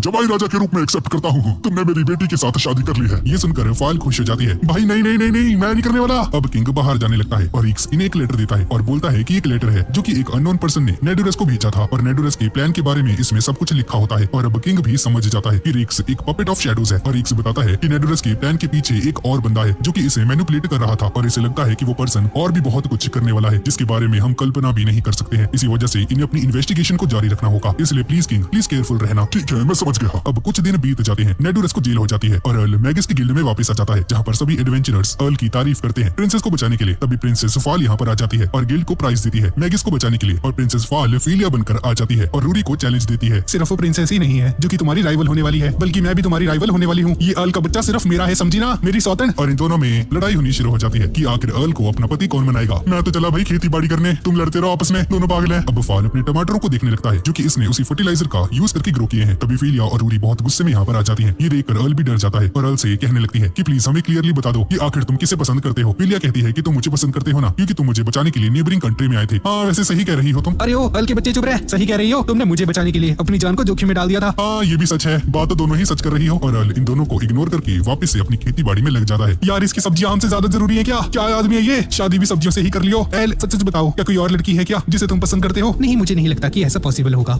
हाँ यार, दरअसल है एक लड़की जिसे मैं पसंद करता हूँ। सॉरी लेडीज, मुझे जाना होगा, मैं वेजिटेबल्स बेचने जा रहा हूँ। ये सुनकर ये दोनों तो पागल ही हो जाती हैं कि एल किसी और को पसंद करता है। इसके बाद एल एक लड़की की फोटो के सामने खड़ा हो जाता है और कुछ सब्जियों को रख देता है और उस लड़की का नाम रूबी होता है। अब ये लड़की कौन है इसके बारे में हमें आगे पता चलेगा। इसके बाद हम अर्ल का पास्ट देखते हैं, यानी कि अब से 15 साल पहले की कहानी, जहाँ पर हम अर्ल के डैड को देखते हैं और आलू कलेक्ट कर रहे होते हैं। काफी ज्यादा थक जाते हैं और जैसे ही अर्ल को देखते हैं तो देखते हैं कि अर्ल ने पहले ही बहुत सारे वेजिटेबल्स को कलेक्ट कर लिया है, जिसे देखकर ये हैरान रह जाते हैं और अर्ल से पूछते हैं कि तुमने ये सब अकेले कैसे कर दिया भाई? पिताजी इन सभी को निकालने में मुझे काफी ज्यादा मजा आया। तभी एल की मॉम यहाँ पर आ जाती है। तुम्हारी हिम्मत कैसे हुई? सारा काम अर्ल को दे दिया क्या? अरे नहीं भाग्यवान, अरे पीट क्यों रही हो? अरे मुक्का नहीं। पर इसकी मॉम इसे बहुत बुरी तरह से मारती है। अब अगले सीन में अर्ल कुछ पोटैटोस को कुछ लोगों के पास लेकर आता है और बोलता है कि ये सारे पोटैटोस आपके लिए हैं, ये सब मैंने ही ग्रो किए हैं। और ये सभी लोग इसकी तारीफ करते हैं। तभी अर्ल को पीछे से एक आवाज आती है जहाँ पर ये देखते हैं कि कुछ लोग एक छोटी सी बच्ची को पकड़ने की कोशिश कर रहे होते हैं और इस बच्ची के कपड़ों में से कुछ वेजिटेबल्स बाहर आ जाती हैं। अरे ये लड़की कौन है? लगता है ये कोई चोर है। अरे बच्ची चोरी क्यों कर रही है? जिस पर आंटी बताती है कि लगता है इसे भूख लग रही होगी और हो सकता है कि इस बच्ची के पेरेंट्स ने इसे अबेंडन कर दिया हो या फिर मर गए होंगे। तो इसका मतलब ये अकेले रहती है क्या? हाँ शायद। लगता है ये माउंटेन्स पर रहती है। पर अगर ये माउंटेन्स पर रहती है तो ये लोग इसे पकड़ क्यों रहे हैं? लगता है उन लोगों के पास कोई और चारा नहीं है। उन लोगों को इस लड़की को स्लेव ट्रेडर्स के पास बेचना होगा, क्योंकि अगर इसे यहाँ पर अकेला छोड़ दिया गया तो ये और भी ज्यादा बुरी चीजें करने वाली है। ये सुनकर अर्ल हैरान हो जाता है और तब ये बच्ची जिसका नाम इल्विया है उन लोगों से छूटकर भाग जाती है और अर्ल की पोटैटो वाली बास्केट को उठा लेती है और यहाँ से भागने लगती है। और अब ये सभी लोग इसका पीछा करने लगते हैं इसे पकड़ने के लिए और इल्विया उन कच्चे आलूओं को खाने लगती है माउंटेन के पास बैठकर। तभी अर्ल इसके पास कुछ खाना लेकर आता है, लेकिन इल्विया डरकर यहाँ से भाग जाती है। अर्ल इसे रोकता है। अरे तुम चिंता मत करो, मैं तुमसे वो पोटैटोस वापस नहीं लेने आया हूँ, बल्कि जो कच्चे पोटैटोस जो तुम खा रही हो वो बहुत ही ज्यादा कड़वे होते हैं, इसलिए मैंने उन्हें छीलकर तुम्हारे लिए सूप बनाया है। पर इल्विया डरकर पेड़ के पीछे जाकर खड़ी हो जाती है। अर्ल इस सूप को नीचे जमीन पर रख देता है है और बोलता है कि ये मेरी मॉम ने बनाया है, इसे खाकर देखना, तुम्हें काफी ज्यादा पसंद आएगा। और ऐसा बोलने के बाद अर्ल यहाँ से चला जाता है और अब इल्विया काफी ज्यादा कंफ्यूज्ड हो जाती है। अर्ल अगले दिन दोबारा आ जाता है और बोलता है कि आज मैं तुम्हारे लिए पोटैटो ऑमलेट लेकर आया हूँ, जिसके बाद उसे जमीन पर रखकर यहाँ से चला जाता है। इल्विया नीचे आती है और उस ऑमलेट को खाने लगती है। अगले दिन ये सैंडविच लेकर आता है और इल्विया भी इसके पास आकर बैठ जाती है और खाने लगती है। क्या ये स्वादिष्ट है? जी हाँ भैया, ये स्वादिष्ट है। ये टमाटर तो और भी ज्यादा टेस्टी हैं। ये टमाटर मैंने उगाए हैं। सच में आपने उगाए हैं? हाँ, मेरे पिताजी ने मुझे कहा था जो फार्मर्स वेजिटेबल्स ग्रो करते हैं उन्हें काफी ज्यादा खुशी मिलती है, ये जानने के बाद कि जो लोग भी उनकी सब्जियों को खाएंगे वो इसे खाकर खुश हो जाएंगे। ये बच्ची अपना नाम बताती है कि मेरा नाम इल्विया है। दोनों अपना नाम बताते हैं। तभी अचानक से अर्ल के पेट में गुड़गुड़ की आवाज आने लगती है और इल्विया अपने सैंडविच को अर्ल को ऑफर करती है। अरे कोई बात नहीं, तुम खाओ यार। अगर तुम्हें भूख लगी है तो आप खुश नहीं रह पाओगे। थैंक्स इल्विया। और उस सैंडविच को लेने ही वाला होता है कि तभी यहाँ पर वही लोग आ जाते हैं और इल्विया को पकड़ लेते हैं और बोलते हैं कि तुम्हारा बहुत हो चुका, हम तुम्हें स्लेव ट्रेडर्स को बेच देंगे। अर्ल इन्हें मना करता है कि प्लीज ऐसा मत करो, इसने सब्जियां चुराना बंद कर दिया है। उससे क्या होता है? इसने हमारा काफी ज्यादा नुकसान करवा दिया है, उसकी भरपाई कौन करेगा? अर्ल नीचे जमीन पर बैठ जाता है और इनसे भीख मांगता है कि प्लीज इस लड़की ने जितने भी पैसे चुराए हैं मैं आपको रिटर्न कर दूंगा, जितनी भी सब्जियां आपको चाहिए मैं आपको दे दूंगा, मैं आपको सब कुछ दे दूंगा, प्लीज इसे अकेला छोड़ दीजिए। पर ये लोग अभी भी इसकी बात को नहीं मानते हैं और अर्ल को सामने से हटने के लिए कहते हैं। तभी अर्ल के डैड यहाँ पर आ जाते हैं। आखिर ये यहाँ पर क्या चल रहा है? और ये लोग अर्ल के डैड को सारी बात बता देते हैं। अच्छा तो ये बात है। हाँ, और ये दोनों नमूने कहने लगते हैं कि अगर हम इस लड़की को बेच भी देते हैं तो भी हमारे नुकसान की भरपाई नहीं हो पाएगी। ये सुनकर अर्ल के डैड उस चावल की बोरी को नीचे रख देते हैं और कहते हैं कि तुम इसे ले जा सकते हो, इससे तुम्हारा लॉस पूरा हो जाएगा। ये लोग भी लालच में आ जाते हैं और कहते हैं कि ठीक है, हम इस चावल को रख लेंगे और इस लड़की को छोड़ देंगे। और ये लोग इस चावल की बोरी को लेकर चले जाते हैं। पिताजी, हमने उनको सारे चावल दे दिए, क्या ये सही रहेगा? हाँ, ज्यादा कुछ नहीं होगा, चिंता मत करो, बस तुम्हारी माँ मुझे मार देगी बच्चे,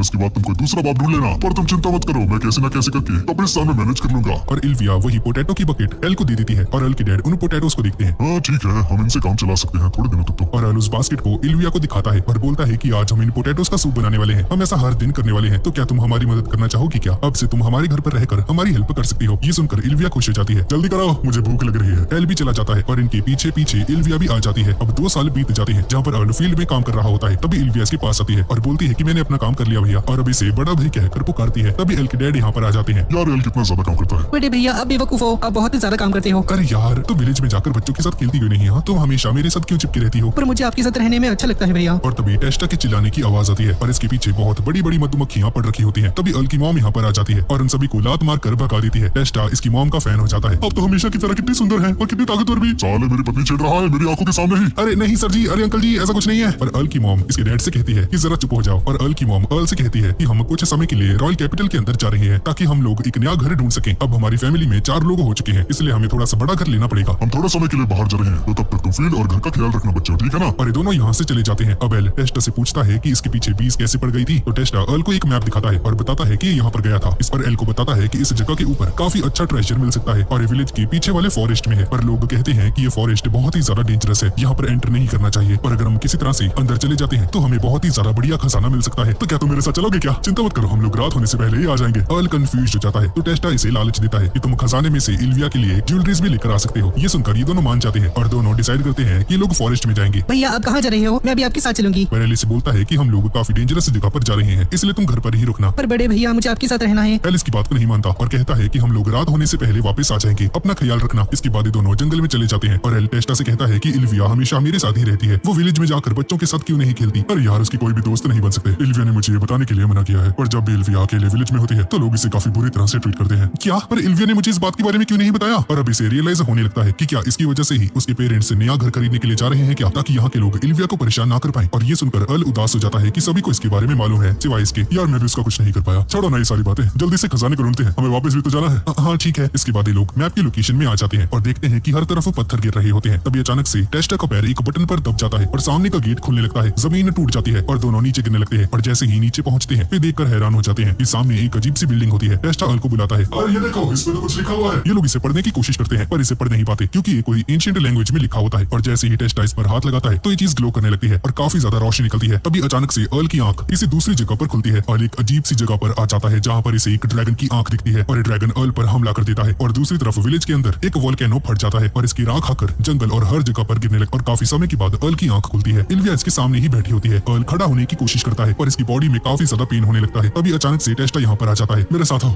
ये हम कहाँ गए टेस्टा? हम तो जंगल में थे ना। टेस्टा अर्ल को बाहर लेकर आता है और बताता है कि हम लोग विलेज में वापस आ चुके हैं। जब तुम बेहोश हो गए थे तो एक वोल्केनो फट गया था जिसकी वजह से हर जगह पर राख फैल चुकी है, घर के ऊपर और सारी फील्ड के ऊपर। और इसी वजह से सभी लोग विलेज को छोड़कर यहाँ पर आ चुके हैं। यार ऐसा नहीं हो सकता। तभी कुछ लोगों के चिल्लाने की आवाज आती है और कहने लगते हैं कि ब्रिज टूट चुका है और अब हम लोग रॉयल विलेज या फिर किसी भी विलेज में नहीं जा जा सकते हैं। जिसके बाद एक बंदा टेस्टा को बताता है कि हमें तुम्हारे माता पिता मिल चुके हैं और टेस्टा उन लोगों के साथ चला जाता है अपने माता पिता के साथ मिलने के लिए। और एल देखता है कि कुछ लोग मेयर से कंप्लेंट कर रहे होते हैं कि खाने के लिए बहुत कम खाना दिया जा रहा है। हमने ट्राई किया खाना कलेक्ट करने के लिए पर हमें सिर्फ इतना ही मिल पाया, हमें माफ कर देना। जब तक हमें कोई मदद नहीं मिल जाती तब तक हमें इसी से काम चलाना होगा। और एल को याद आता है कि इसके पास तो एक खेत भी है। एक सेकंड, मेरा खेत। जिसके बाद एल अपनी फील्ड पर आ जाता है पर सब कुछ तबाह हो चुका होता है। तभी अचानक से एल को दर्द होना शुरू हो जाता है। भैया आपको रेस्ट करना चाहिए। एल बहुत ही ज्यादा कमजोर हो चुका होता है। तुम्हें भूख लग रही होगी है ना छोटी बहन, प्लीज मुझे माफ कर देना, मैं अभी कुछ नहीं कर सकता। पर इल्विया इसे गले लगा लेती है और बोलती है कि प्लीज ऐसा मत कीजिए, आप मेरे लिए खाने से ज्यादा जरूरी हैं, प्लीज मुझे अकेला छोड़कर मत जाइएगा। अब रात में इल्विया मेयर के पास आती है और इससे खाना चुराने के बारे में सोचती है पर तभी इसे याद आता है कि अर्ल ने इसके लिए कितना कुछ किया था ताकि ये चोरी ना करे, इसलिए डिसाइड करती है कि ये चोरी नहीं करेगी और खाली हाथ वहाँ से वापस आ जाती है। अब सुबह उठकर इल्विया खाना लेकर आती है और अपने खाने को भी अर्ल के खाने के अंदर डाल देती है और अर्ल बिस्तर पर पड़ा होता है और बहुत ही ज्यादा कमजोर हो चुका है। ये तो पहले से ज्यादा खाना लग रहा है, ये चल के रहा है। और इल्विया अर्ल से झूठ कह देती है कि रॉयल कैपिटल में से फूड सप्लाईज आ चुकी हैं, इसलिए हमें काफी ज्यादा खाना मिल रहा है। मॉम और डैडी भी जल्दी आने वाले हैं, इसलिए बहुत सारा खाइए और जल्दी से ठीक हो जाइए भैया। ये तो काफी अच्छी बात है। क्या तुमने खाना खाया इल्विया? जी हाँ मैंने खा लिया और वो भी पेट भरकर। पर ये झूठ होता है और अर्ल से कहती है कि मैं वेट नहीं कर सकता सारी वेजिटेबल्स खाने के लिए जो कि आप दोबारा से ग्रो करेंगी। मैं उनका इंतजार करूंगी भैया। ठीक है मैना, मैं तुम्हारे लिए हमेशा वेजिटेबल्स ग्रो करूंगा। पर इल्विया काफी समय तक अपना खाना एल को देती जा रही थी जिसकी वजह से इल्विया बहुत ही ज्यादा कमजोर हो जाती है और अपना दम तोड़ देती है और मरते मरते कहती है भैया मैं आपसे बहुत प्यार करती हूँ। और इल्विया मर जाती है। एल को होश आता है। इल्विया कहाँ हो तुम? तभी टेस्टा यहाँ पर आ जाता है। इल्विया को कुछ हो गया।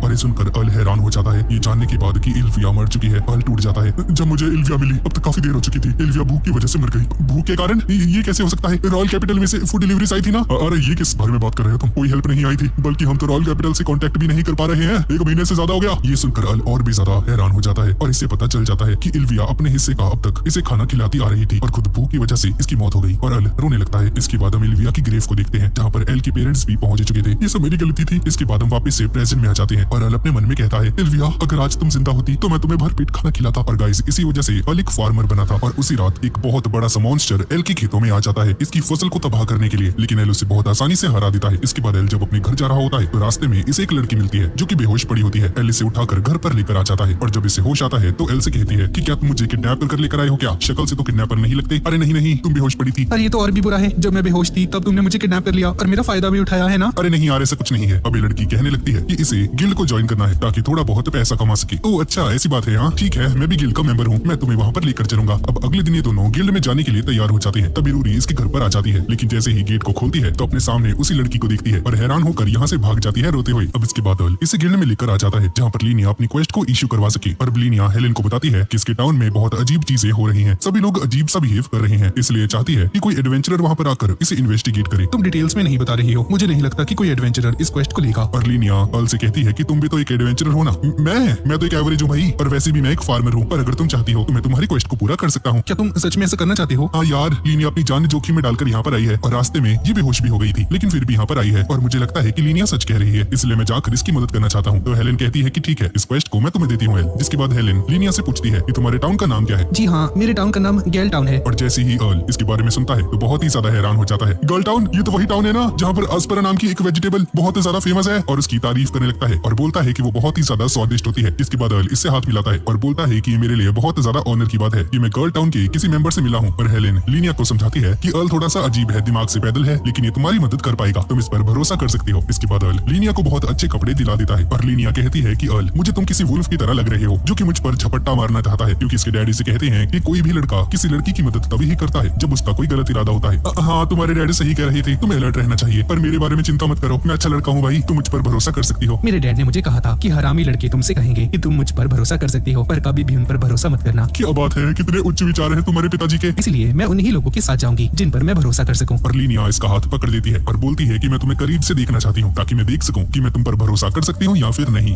ठीक है, तो चलो भाई गर्ल टाउन में चलते हैं। ये दोनों गर्ल टाउन की तरफ जाने लगते हैं और रूरी पीछे से ये सब कुछ देख लेती है और चिल्लाकर अर्ल से कहती है कि अर्ल तुम पागल हो क्या, इस लड़की के साथ क्या कर रहे हो भाई। और ये दोनों घोड़ा गाड़ी में बैठकर जाने लगते हैं और ड्राइवर बताता है कि गर्ल टाउन किसी भी और टाउन से ट्रेड नहीं करते हैं। तभी अर्ल को लगता है कि कोई इसका पीछा कर रहा है और बाहर एक फीमेल ऑर्क इसका पीछा कर रही होती है। ये देखकर ये डर जाता है। अरे चिंता मत कीजिए सर, ये एक ऑर्क है, हम इससे पीछा छुड़ा लेंगे। पर यहाँ पर एक ऑर्क नहीं बल्कि पूरा का पूरा ग्रुप आ जाता है जो कि इनका पीछा करने लगता है। अरे भाई इतने सारे ऑर्क कहाँ से आ गए? अरे यार लगता है सारे मुझसे अट्रैक्ट हो रहे हैं। और ऐसा बोलकर ये बेहोश हो जाता है, जिसके बाद हल को होश आता है और इसे पता चलता है कि लिलिया के पैर पर सो रहा था और डर जाता है और दूर हो जाता है और देखता है कि इसके गले में एक पेंडेंट आ चुका है। और लिलिया इसे बताती है कि ये पेंडेंट इसी ने इसे पहनाया है क्योंकि तुम काफी ज्यादा घबरा गई थी। ये पेंडेंट तुम्हें शांत रहने में मदद करता कहता है तुम्हारा शुक्रिया, जिसके बाद ये लोग अपनी डेस्टिनेशन पर पहुंच जाते हैं और गाड़ी से उतर जाती है। वो लड़की काफी ज्यादा अच्छी है। आपका क्या मतलब है? और बताता है कि जब एल बेहोश हो गया था और ये लोग ऑर्क से बच रहे थे तो एल काफी ज्यादा डर गया था और डर की वजह से कांप रहे थे, लेकिन उस लड़की ने तुम्हें अपने पैरों पर लेटा दिया और तुम्हें शांत करवाया। एल ये सुनकर सोच में पड़ जाता है, जिसके बाद दोनों गर्ल टाउन में पहुंच जाते हैं जहाँ पर गेट कीपर्स इसे रोक लेते हैं। पहले लिलिया इन्हें बताती है कि इसका गेस्ट है, इन्हें अंदर जाने दिया जाए, जिसके बाद ये लोग इन्हें अंदर जाने देते हैं और एल नोटिस करता है कि इन गेट कीपर्स ने झाड़ू पकड़े होते हैं। झाड़ू से कौन पीटेगा भाई किसी को? इसके बाद एल एक दुकान पर आ जाता है और खाने का ऑर्डर देता है। सर जी मैंने सुना है कि इस टाउन में कुछ अजीब चीजें हो रही हैं। अजीब चीज नहीं है सर, यहाँ कुछ नहीं है, तुम खुद ही देख सकते हो, यहाँ पर बहुत ज्यादा शांति है। अभी दुकानदार इसे इसका ऑर्डर दे देता है पर ये जला हुआ होता है। अरे बच्चे इससे कोई फर्क नहीं पड़ता, अरे इससे कोई फर्क नहीं पड़ता है, इससे कोई भी फर्क नहीं पड़ता है। और अजीब तरीके से बिहेव कर रहा होता है। तभी पीछे से आवाज आती है और तभी एक बंदा सब्जियों के साथ गिर जाता है और इसकी हेल्प करने की कोशिश करता है, पर ये बंदा बिना सब्जियों को उठाए ही यहाँ से जाने लगता है और कुछ सब्जियों को कुचल भी देता है। एक्सक्यूज मी सर, आपकी सब्जियां खराब हो रही हैं। ये बंदा पीछे मुड़कर देखता है और अर्ल को बहुत अजीब तरीके से देखने लगता है। यहाँ के सभी लोग बहुत ज्यादा अजीब बिहेव कर रहे होते हैं। यार कुछ तो गड़बड़ जरूर है, ये सभी लोग बहुत ज्यादा ही वियर्ड है। अर्ल कुछ सोच ही रहा होता है कि तभी कुछ लोग यहाँ पर आकर अर्ल को सामान समझकर उठाकर ले जाते हैं। भाई उन लोगों ने मुझे गलती से कार्गो समझ के उठा लिया। इतनी अजीब बात है ये। हाँ मैं तुम्हें दरअसल यही बताना चाहती थी, यहाँ पर सभी लोग बहुत अजीब बिहेव कर रहे हैं। हाँ यार तुम सही कह रही हो। एल एक काम करो ना, अभी के लिए मेरे घर चलते हैं ताकि थोड़ा सा रेस्ट कर पाओ। जिसके बाद अर्ल को अपनी दुकान पर लेकर आ जाती है और बताती है कि ये पेंडेंट्स बेचते हैं और इन पेंडेंट्स के ऊपर गुड गॉड की ब्लेसिंग लगी हुई है, जिससे कि सारी बुराइयां दूर हो जाती हैं। और इसने अर्ल को भी यही पेंडेंट पहनाया है और बोलती है कि शायद इसी पेंडेंट की वजह से हम लोग टाउन के लोगों की तरह पागल नहीं बने हैं अभी तक। क्या तुम्हारे पास ऐसे और भी है क्या जिससे कि हम टाउन के लोगों को ठीक कर सके? नहीं इतने पेंडेंट्स नहीं है, हम सभी को इतने नहीं पहना सकते हैं। बाय द वे तुम्हारे पेरेंट्स कहाँ पर हैं? मुझे नहीं मालूम, जब से ये अजीब चीजें टाउन में होनी शुरू हुई हैं तब से मैंने उन्हें नहीं देखा। ठीक है, मुझे तुम्हारे पेरेंट्स के बारे में भी इन्वेस्टिगेट करना होगा। और लीनिया कुछ अजीब सा बिहेव करने लगती है और अर्ल से कहने लगती है कि मैं सारी इन्वेस्टिगेशन को तुम पर छोड़ती हूँ। अगली सुबह सभी लोग बहुत अजीब बिहेव कर रहे होते हैं। तभी एक बंदा अर्ल को देखकर कहता है, ये अजनबी इंसान कौन है? सर जी आप कौन हो? मेरा नाम रेमल होल है और मैं इस गर्ल टाउन का लॉर्ड हूँ। आपसे मिलकर खुशी हुई, मुझे आपसे कुछ सवाल करने हैं। ठीक है, क्यों ना तुम मेरे घर पर आ जाओ, मैं तुम्हें डिनर पर इनवाइट करता हूँ। ठीक है। और तभी अचानक से वही लोग आ जाते हैं और अर्ल को सामान समझकर उठाकर ले जाते हैं और जाते जाते रेमल से कहता है कि मैं आपके घर जरूर आऊंगा आज रात को। मैं आपके आने का इंतजार करूंगा सर। अब लीनिया अर्ल के पास आती है और बोलती है कि क्या तुम्हें अजीब नहीं लग रहा क्या? जो लॉर्ड है वो बिल्कुल समझदार है, वो पूरी तरह से ठीक है, लेकिन फिर भी उसने दूसरे शहरों से कोई भी हेल्प नहीं मांगी। इसके बाद रात को ये लोग लॉर्ड के मेंशन में आ जाते हैं और चारों तरफ एस्पेरास की मूर्ति और पिक्चर लगी होती है और डाइनिंग रूम में आ जाते हैं। तो सर क्या मुझे बता सकते हैं इस टाउन में आखिर चल क्या रहा है? मुझे समझ नहीं आ रहा, मैं शुरुआत कहाँ से करूँ? और इस टाउन की चिंता करने की अब तुम्हें कोई भी जरूरत नहीं है। तभी बहुत सारे गार्ड्स यहाँ पर आकर अर्ल के ऊपर अपने भालों को तान देते हैं और इसे घेर लिया जाता है। इसका मतलब क्या है? कुछ नहीं, मैं चाहता हूँ कि तुम मेरा एक काम कर दो। जिसके बाद अर्ल सभी गार्ड्स के ऊपर हमला कर देता है और अर्ल जैसे ही लॉर्ड पर हमला करने वाला होता है तभी लीनिया बीच में आ जाती है। लीनिया तुम क्यों आ गई बीच में? लीनिया तुमने काफी अच्छा काम किया, हम अपने प्लान के और करीब पहुँचते जा रहे हैं। कौन सा प्लान? हमारा प्लान है सभी ह्यूमंस पर कब्जा करना। और हमें पता चलता है कि इस लॉर्ड को एक डीमन ने पोजेस कर रखा था। मैं जिसे भी पोजेस करता हूँ उसे पूरी तरह से कंट्रोल कर सकता हूँ, इसलिए मैंने इस लॉर्ड के बच्चे को कंट्रोल कर रखा है। मैं एक समय पर एक ही बंदे को मैनिपुलेट कर सकता हूँ, इसलिए मैंने इस क्रिस्टल के अंदर अपनी पावर्स को डाल दिया और इस क्रिस्टल को मेरे टाउन के बीच में गॉडेस की मूर्ति के नीचे डाल दिया, जिससे कि मैं पूरे टाउन के ऊपर कब्जा कर पाया। और मेरा अगला टारगेट है रॉयल कैपिटल, क्योंकि मैंने सुना है कि वहाँ पर एक ऐसा इंसान है जिसने अकेले नहीं रोमियो और औरबरस को हरा दिया, और वो इंसान तुम हो। और अगर इस क्रिस्टल को मैं तुम्हारे अंदर डाल देता हूँ तो तुम्हारी मदद से मैं पूरे ह्यूमंस पर कब्जा कर पाऊंगा। शुरुआत से ही तुम मेरे प्लान का हिस्सा थे। और एल लीनिया से पूछता है कि क्या कह रहे हैं भाई, क्या ये सब सच है क्या? नहीं ये एक कोइंसिडेंस था कि मैं बेहोश हो गई थी और रास्ते में तुमने मुझे रेस्क्यू कर लिया। तुम कितनी बेरहम हो, तुमने अर्ल को फंसा दिया लीनिया। ऐसा कुछ नहीं है, मुझे ये सब इसीलिए करना पड़ा क्योंकि तुमने मेरे पेरेंट्स को हॉस्टेज बना रखा है। और अब अर्ल डीमन से कहता है कि ठीक है मैं समझ गया, तुम्हें मेरा यूज करना है, मेरा यूज कर सकते हो। मुझे तुम्हारे जैसे स्मार्ट लोग बहुत ही अच्छे लगते हैं। जिसके बाद अर्ल को पोजेस करने ही वाला होता है पर ये देखकर लीनिया रोने लगती है और अर्ल के साथ अपनी मेमोरीज को याद करने लगती है। प्लीज अर्ल यहाँ से भाग जाओ। अब काफी ज्यादा लेट हो चुका है। और तभी अर्ल जमीन के ऊपर जोर से एक पत्थर मारता है जिसकी वजह से बहुत ज्यादा रोशनी भी निकलती है और सारी जगह हिलने लगती है और पता चलता है कि जो गॉडेस की मूर्ति होती है वो डिस्ट्रॉय हो चुकी है और अर्ल को पोजेस करने वाला क्रिस्टल भी गायब हो जाता है और सभी सोल्जर्स भी बेहोश हो जाते हैं। ये क्या पत्थर था? ये तो बस एक कम्युनिकेशन डिवाइस था, उस मूर्ति को डिस्ट्रॉय करने वाले तो मेरे पार्टनर्स थे। पार्टनर्स? इम्पॉसिबल, लीनिया तुम पर नजर रख रही थी, तुम ऐसा नहीं कर सकते। अच्छा, और तब क्या होता जब लीनिया मेरे पास नहीं थी? तो मैंने ये सब कुछ तब ही किया। लीनिया की नजरों से मैं 2 बार भाग चुका हूँ जब वो मर्चेंट्स मुझे कार्गो समझकर उठाकर ले गए थे और एल को पता चलता है कि वो मर्चेंट्स नहीं थे, दरअसल वो रूरी और हेलेन होते हैं। ये दोनों भी इस गर्ल टाउन के अंदर इन्वेस्टिगेट करने आए होते हैं और जब इसे दूसरी बार उठाया था तो इन दोनों ने एल को बता दिया था इस गॉडेस के स्टैचू की वजह से ही इस टाउन के लोग पोजेस हो रहे हैं। जिसके बाद इनका प्लान ये था कि जैसे ही एल लॉर्ड के मेंशन में चला जाता है और इस लॉर्ड के प्लान के बारे में मालूम पड़ता है उसी वक्त ये लोग उस गॉडेस के स्टैचू को डिस्ट्रॉय कर देंगे और कम्युनिकेशन करने के लिए हेलेन ने एलन को एक पत्थर दिया था और ये पत्थर जब टूट जाता है तो इसके अंदर से तेज रोशनी निकलती है और एल ने इन्हें लीनिया के द्वारा बनाए गए पेंडेंट्स भी दे दिए थे और रूरी और हेलेन ने लीनिया के पेरेंट्स को भी बचा लिया होता है। तुम्हारा खेल खत्म, समझ गए ना डरावने से? मेरे पास अभी भी एक हॉस्टेज है, अगर तुम मेरे पास आने की कोशिश करते हो तो मैं इस लॉर्ड को मार डालूंगा। सरेंडर कर दो। मुझे पता है कि लॉर्ड को एस्पेरा बहुत ज्यादा पसंद है। लॉर्ड इसे देखो। इससे क्या हो जाएगा? ये बस एक मामूली इंसान का खाना है। ये कोई मामूली खाना नहीं है और उस एस्पेरा को लॉर्ड के मुंह में घुसा देता है। लॉर्ड को होश आ जाता है। आखिर एक इंसान मुझे कैसे हरा सकता है? और और अर्ल इसे एक मुक्का मार देता है और डीमन बाहर जाकर गिर जाता है, जिसके बाद एंड में लीनिया इसका शुक्रिया अदा करती है और लीनिया के पेंडेंट को रख लेता है और लीनिया अर्ल को एक किस देती है और हेलेन और रूरी ये देखकर बुरी तरह से जल जाते हैं। जब मैं बड़ी हो जाऊंगी तो मैं तुमसे मिलने रॉयल कैपिटल के अंदर जरूर आऊंगी और अगर तुम्हारी कोई गर्लफ्रेंड भी होगी तो मैं तुम्हें उसे चुरा लूंगी, इसीलिए तैयार रहना।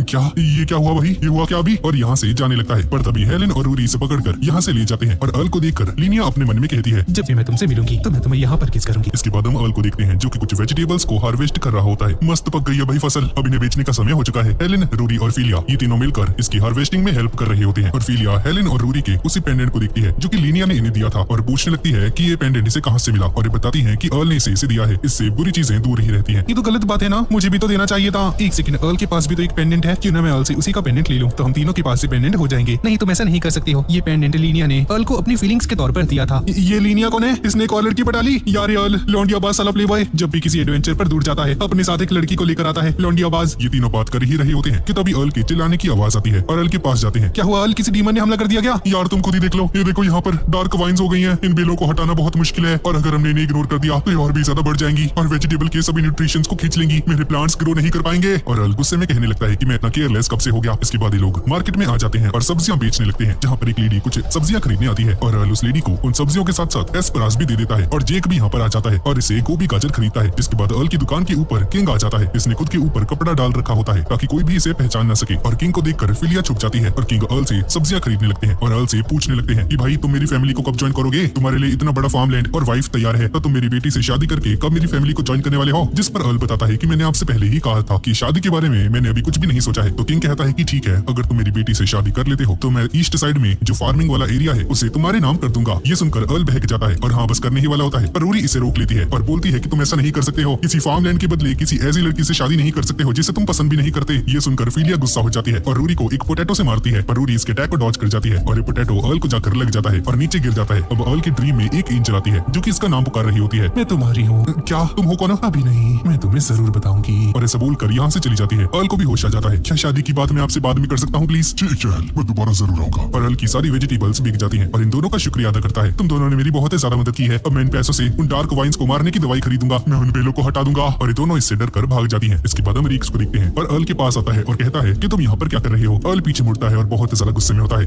भाई तुम्हें क्या हो गया यार, मेरी फील्ड पर डार्क वाइन्स पैदा हो चुके हैं और अगर मैंने उन्हें नहीं हटाया तो मेरी सारी सब्जियां खराब हो जाएंगी, इसलिए मैं ये दवाई लेकर आया हूँ उन्हें हटाने के लिए। अच्छा ऐसी बात है क्या? हो तभी एक लड़की के चिल्लाने की आवाज आती है और कुछ लोग एक छोटी बच्ची को परेशान कर रहे होते हैं ताकि इसे बेच सके। अर्ल इनके पास आता है। क्या तुम्हें दिखाई नहीं देता ये लड़की तुम्हारे साथ नहीं जाना चाहती? पेंटकले बीच में दखल मत दे, मैं मार दूंगा तुझे, समझ गया ना? चल अपना काम कर। और ये बंदा अर्ल पर हमला कर देता है पर अर्ल इसके अटैक को डॉज करके इसे नीचे गिरा देता है। दूसरा बंदा भी इस पर हमला करता है पर अर्ल इसे भी डॉज करके इसे एक जोरदार लात मारता है और ये बंदा नीचे जमीन पर गिर जाता है। ये देखकर तीसरा बंदा तो डर के मारे भाग ही जाता है और अर्ल इस लड़की के पास आता है। क्या तुम ठीक हो? और अर्ल देखता है कि इस लड़की के सर पर सींग है और इसे पता चल जाता है कि एक डीमन चाइल्ड है, जिसका मतलब है कि एक डीमन फैमिली से बिलोंग करती है। डर मत, मेरा नाम रिक्स है, तुम्हारा नाम यूरिया है ना? मैं भी एक डीमन फैमिली से बिलोंग करता हूँ। और ये बच्ची बताती है कि ये डीमन किंग की बेटी है। यूरिया इनसे मदद मांगती है ताकि डीमन को बचा सके और बताती है कि इसकी अटेंडेंट वल्फी ने इससे अचानक से कहा कि ये सेफ नहीं है और उसने एक पोर्टल खोला और यूरिया को यहाँ पर भेज दिया और अभी वापस जाकर डीमन को बचाना चाहती है। लेकिन रिक्स कहता है कि डीमन की टेरिटरी समुद्र के दूसरे किनारे पर है और बोट से वहाँ पर पहुंचने में कम से कम 3 दिन लग जाएंगे। पर एल इस काम को अपने ऊपर ले लेता है और अपना पेस्टिसाइड रिक्स को दे देता है और इसे कहता है कि प्लीज मेरी खेती का ख्याल रखना। और एल बताता है कि इसके पास वहाँ पर पहुंचने का एक तेज तरीका है और यूरिया को उठाकर पानी के ऊपर भागने लगता है। दोनों डीमन टेरिटरी पर पहुंच जाते हैं और यूरिया इसका शुक्रिया अदा करती है कि इतनी जल्दी यहाँ पर पहुंच गए। तभी वल्फी यहाँ पर आ जाता है और इन पर हमला करना शुरू कर देता है पर एल इसके हमले को रोक देता है और यूरिया को भी मारने की कोशिश करता है। एल इसके पीछे जाता है और इसे नॉकआउट कर देता है और ये देखकर यूरिया हैरान हो जाती है कि वल्फी इसे क्यों मार रहा था। वल्फी दोबारा से उठ जाता है और दोबारा से इस पर हमला करने के लिए आगे बढ़ता है, लेकिन तभी अचानक से एल की मॉम यहाँ पर आ जाती है और इसे नॉकआउट कर देती है और बताती है कि रिक्स ने मुझे सब कुछ बता दिया था और अपने बेटे को ढूंढने के लिए यहाँ पर आ चुकी है। ये सभी लोग मिलकर डीमन कैसल में पहुंच जाते हैं। यूरिया थ्रोन रूम में आ जाती है और अपने फादर को ढूंढने लगती है जहाँ पर इसके पिता जमीन पर पड़े होते हैं और एल एक गार्ड को जिंदा दिखता है और एक गार्ड बताता है कि एक लड़की थी और अचानक से यूरिया को चेतावनी देता है और जैसे ही एल की मॉम इसे मारने वाली होती है एल अपनी मॉम को रोक देता है और एल समझ जाता है कि इसकी असली मॉम नहीं है, क्योंकि एल की असली मॉम जब भी इसे मिलती है और इसे गले लगाती है तो बहुत जोर से लगाती है, इतना ज्यादा जोर से कि इसकी हड्डियां तक टूट जाए और एल की मॉम अपने असली रूप में आ जाती है और एल को पता चलता है कि ये ओलिविया है। ओलिविया को जिंदा देखकर एल हैरान रह जाता है और सोच में पड़ जाता है कि ये जिंदा कैसे है, इसने तो इसे मरते हुए देखा था। पर ओलिविया बताती है कि एक इविल गॉड की ताकतों की वजह से जिंदा है और अपनी ताकत का यूज करके यूरिया पर हमला करने लगती है, लेकिन एल इसे रोक देता है और यूरिया को बचा लेता है। एक बहुत बड़ा स्लैश होता है और एक भयंकर धमाका भी हो जाता है और जब धूल हट जाती है तो एल देखता है कि सामने खड़ा पूरा पहाड़ टूट चुका है। ओलिविया हैरान होती है कि एल ने इसके अटैक को कैसे डॉज कर लिया। अरे भैया बहुत ज्यादा अमेजिंग हो, लगता है इविल गॉड की ताकत अभी भी आपके अंदर सील्ड है। मेरे अंदर इविल गॉड की ताकत। एक सेकंड, क्या आपको नेचर लवर की स्किल नहीं मिली थी? उसी स्किल की वजह से आपके स्टैट्स इतने ज्यादा इंप्रूव हो गए थे भैया। ये सुनकर एल याद करता है कि हाँ, इस सीरीज के स्टार्ट में इसे ऐसी एक स्किल मिली थी और उस स्किल के मिलने के बाद इसके स्टैट्स बहुत ज्यादा इंप्रूव हो गए थे एकदम से ही। जिस स्किल की वजह से आपके स्टैट्स इंप्रूव हुए थे वो इविल गॉड की पावर थी। ये क्या बकवास है? आखिर इविल गॉड मुझे ताकत क्यों देगा? मैं तो उससे कभी मिला भी नहीं हूँ। नहीं भैया, आप उससे मिले हो, और अगर आप अब हमारी साइड आ जाओगे तो मैं आपको ठीक से बताऊंगी आखिर आप उससे कब मिले थे। और ऐसा बोलकर ओलिविया इसके पास आ जाती है। बड़े भैया, क्यों ना हम पहले की तरह साथ रहें। और ओलिविया इसे कंट्रोल करने वाली होती है, लेकिन तभी यूरी यहाँ पर आ जाती है और अल का नाम लेती है, जिसकी वजह से अल वापस से होश में आ जाता है। बीच में मत आओ। और यूरी का गला पकड़ लेती है। अल मेरे बड़े भैया हैं तो बीच में मत पड़ो। अल यूरिया को बचाने के लिए आगे बढ़ता है, पर इल्विया अपनी ताकतों का यूज करके इसे नीचे गिरा देती है और अल से कहती है कि बड़े भैया, अगर आप इविल गॉड की ताकत को एक्सेप्ट कर लेते हो तो मैं इस लड़की की जान बख्श दूंगी, नहीं तो मैं इसकी जान ले लूंगी। यूरिया इसे कहने लगती है कि बड़े भैया मेरी चिंता मत कीजिए, प्लीज आप मुझे छोड़कर यहाँ से चले जाइए। और इसे मारने ही वाली होती है कि तभी एल इसे बचाने के लिए आगे बढ़ता है, पर तभी अचानक से इसका पेंडेंट ग्लो करने लगता है और जब इसकी आंखें खुलती है तो देखता है कि सारी चीजें रुक चुकी हैं, समय रुक चुका है। ये हो कह रहा है, पर तभी वही एंजल यहाँ पर आ जाती है जो कि हमने अभी थोड़ी देर पहले देखा था, जो किसके सपने में आई थी। तुम कौन हो? मैं वही हूँ जिसे लोग गुड गॉड कहते हैं। The good God. Evil God की वजह से मैं ब्लॉक हो गई थी, पर तुम्हारे इस पेंडेंट की वजह से मैं वापस से टाइम और स्पेस के बीच में कनेक्ट कर पाई और अपनी ताकतों का यूज करके मैंने समय को रोक दिया। लेकिन मैं ज्यादा समय तक ऐसा नहीं कर सकती हूँ, ये तुम पर थोड़ा सा भारी हो सकता है, लेकिन मैं तुम्हारे अंदर की इविल गॉड की ताकतों को खत्म करके गुड गॉड की पावर्स को इंस्टॉल करना चाहती हूँ। ये सुनकर एल हैरान हो जाता है कि कौन सी ताकत भाई। अभी अचानक से इविल गॉड की ताकत यहाँ पर आकर अच्छी वाली गॉड पर हमला कर देती है, लेकिन ये गुड गॉड इविल गॉड की ताकत को रोक लेती है। इविल गॉड ने मुझे ढूंढ लिया है, इससे पहले कि वो मुझे वापस से ब्लॉक कर दे अपना हाथ आगे बढ़ाओ। एल अपना हाथ आगे बढ़ाता है और गुड गॉड एल को अपनी ताकतें दे देती है और इविल गॉड की ताकतों को एल के अंदर से हटा देती है और कहती है कि ये ताकत थोड़ी सी इनकम्प्लीट है, इससे तुम अपने ओपोनेंट्स को हरा तो पाओगे और मैं तुम्हारे लिए टाइम को थोड़ा सा पीछे कर दूंगी और तुम उस छोटी लड़की को बचा लेना। ठीक है, मैं समझ गया, तुम्हारा शुक्रिया एल। अब समय वापस से चलने लगता है और एल देखता है कि इल्विया यूरिया पर हमला कर रही होती है, लेकिन एल जल्दी से जाकर अपनी गुड गॉड की ताकतों का यूज करता है और एल की ताकत की वजह से अचानक से यहाँ पर बहुत सारे पौधे उगने शुरू हो जाते हैं और इल्विया भी समझ जाती है कि अच्छी गॉड ने बीच में इंटरवीन किया है और एल ने जो प्लांट्स लेकर आए थे वहाँ पर डार्क वाइन बनने लगती है और ये सभी जाकर इल्विया को पकड़ लेती है और यूरिया भी इल्विया के हाथ से छूटकर पौधों के ऊपर जाकर गिर जाती है। इल्विया को गुस्सा आ जाता है और डार्क वाइन्स को तोड़ देती है और अपनी ताकतों का यूज करके एक स्वॉर्ड को समन करती है और एल पर हमला करने के लिए आगे बढ़ती है, पर एल अपनी गुड गॉड की ताकतों का यूज करता है और सामने वाइन्स की एक वॉल क्रिएट कर देता है, जिसकी वजह से इल्विया का अटैक रुक जाता है और इल्विया देखती है कि वो वाइन्स इसके पैरों को पकड़ने लगी हैं, पर तलवार से उन्हें काट देती है। पर इल्विया अपनी ताकतों का यूज करके उन सभी डार्क वाइन्स को तोड़ देती है, पर ये सारी वाइन्स इसका पैर पकड़ लेती है और वुल्फी भी यहाँ पर आ जाता है और इल्विया को देख कर कहता है कि तुमने मेरी प्रिंसेस यूरिया को बहुत ज्यादा चोट पहुंचाई है, अब तुम्हारी बारी। और इल्विया पर हमला कर देता है, जिसकी वजह से इल्विया धुएं के अंदर गायब हो जाती है और धुएं से बाहर आकर कहती है तुम्हारे अटैक से मुझे कोई भी फर्क नहीं पड़ा, और इस पर हमला कर देती है और वुल्फी भी बहुत दूर जाकर गिरता है। यूरिया इसके पास जाने लगती है पर एल इसे प्रोटेक्ट करता है, लेकिन इल्विया बहुत तेजी से इसके पास से निकल जाती है और वुल्फी के पास आ जाती है। इल्विया रुक जाओ। एल की बात सुनकर इल्विया रुक जाती है। मुझे अचानक से बहुत ज्यादा बोरिंग फील हो रहा है। ऐसा बोलकर इल्विया हवा में उड़ जाती है और यहाँ से जाने लगती है। रुको बड़े भैया, जब हम लोग अगली बार मिलेंगे तो अकेले में मिलेंगे, तो नीचान। और ऐसा बोलकर यहाँ से गायब हो जाती है। वुल्फी गुस्से में आकर एल से पूछता है कि ओलिविया के साथ कैसे रिलेटेड है, पर तभी डीमन किंग यहाँ पर आ जाता है।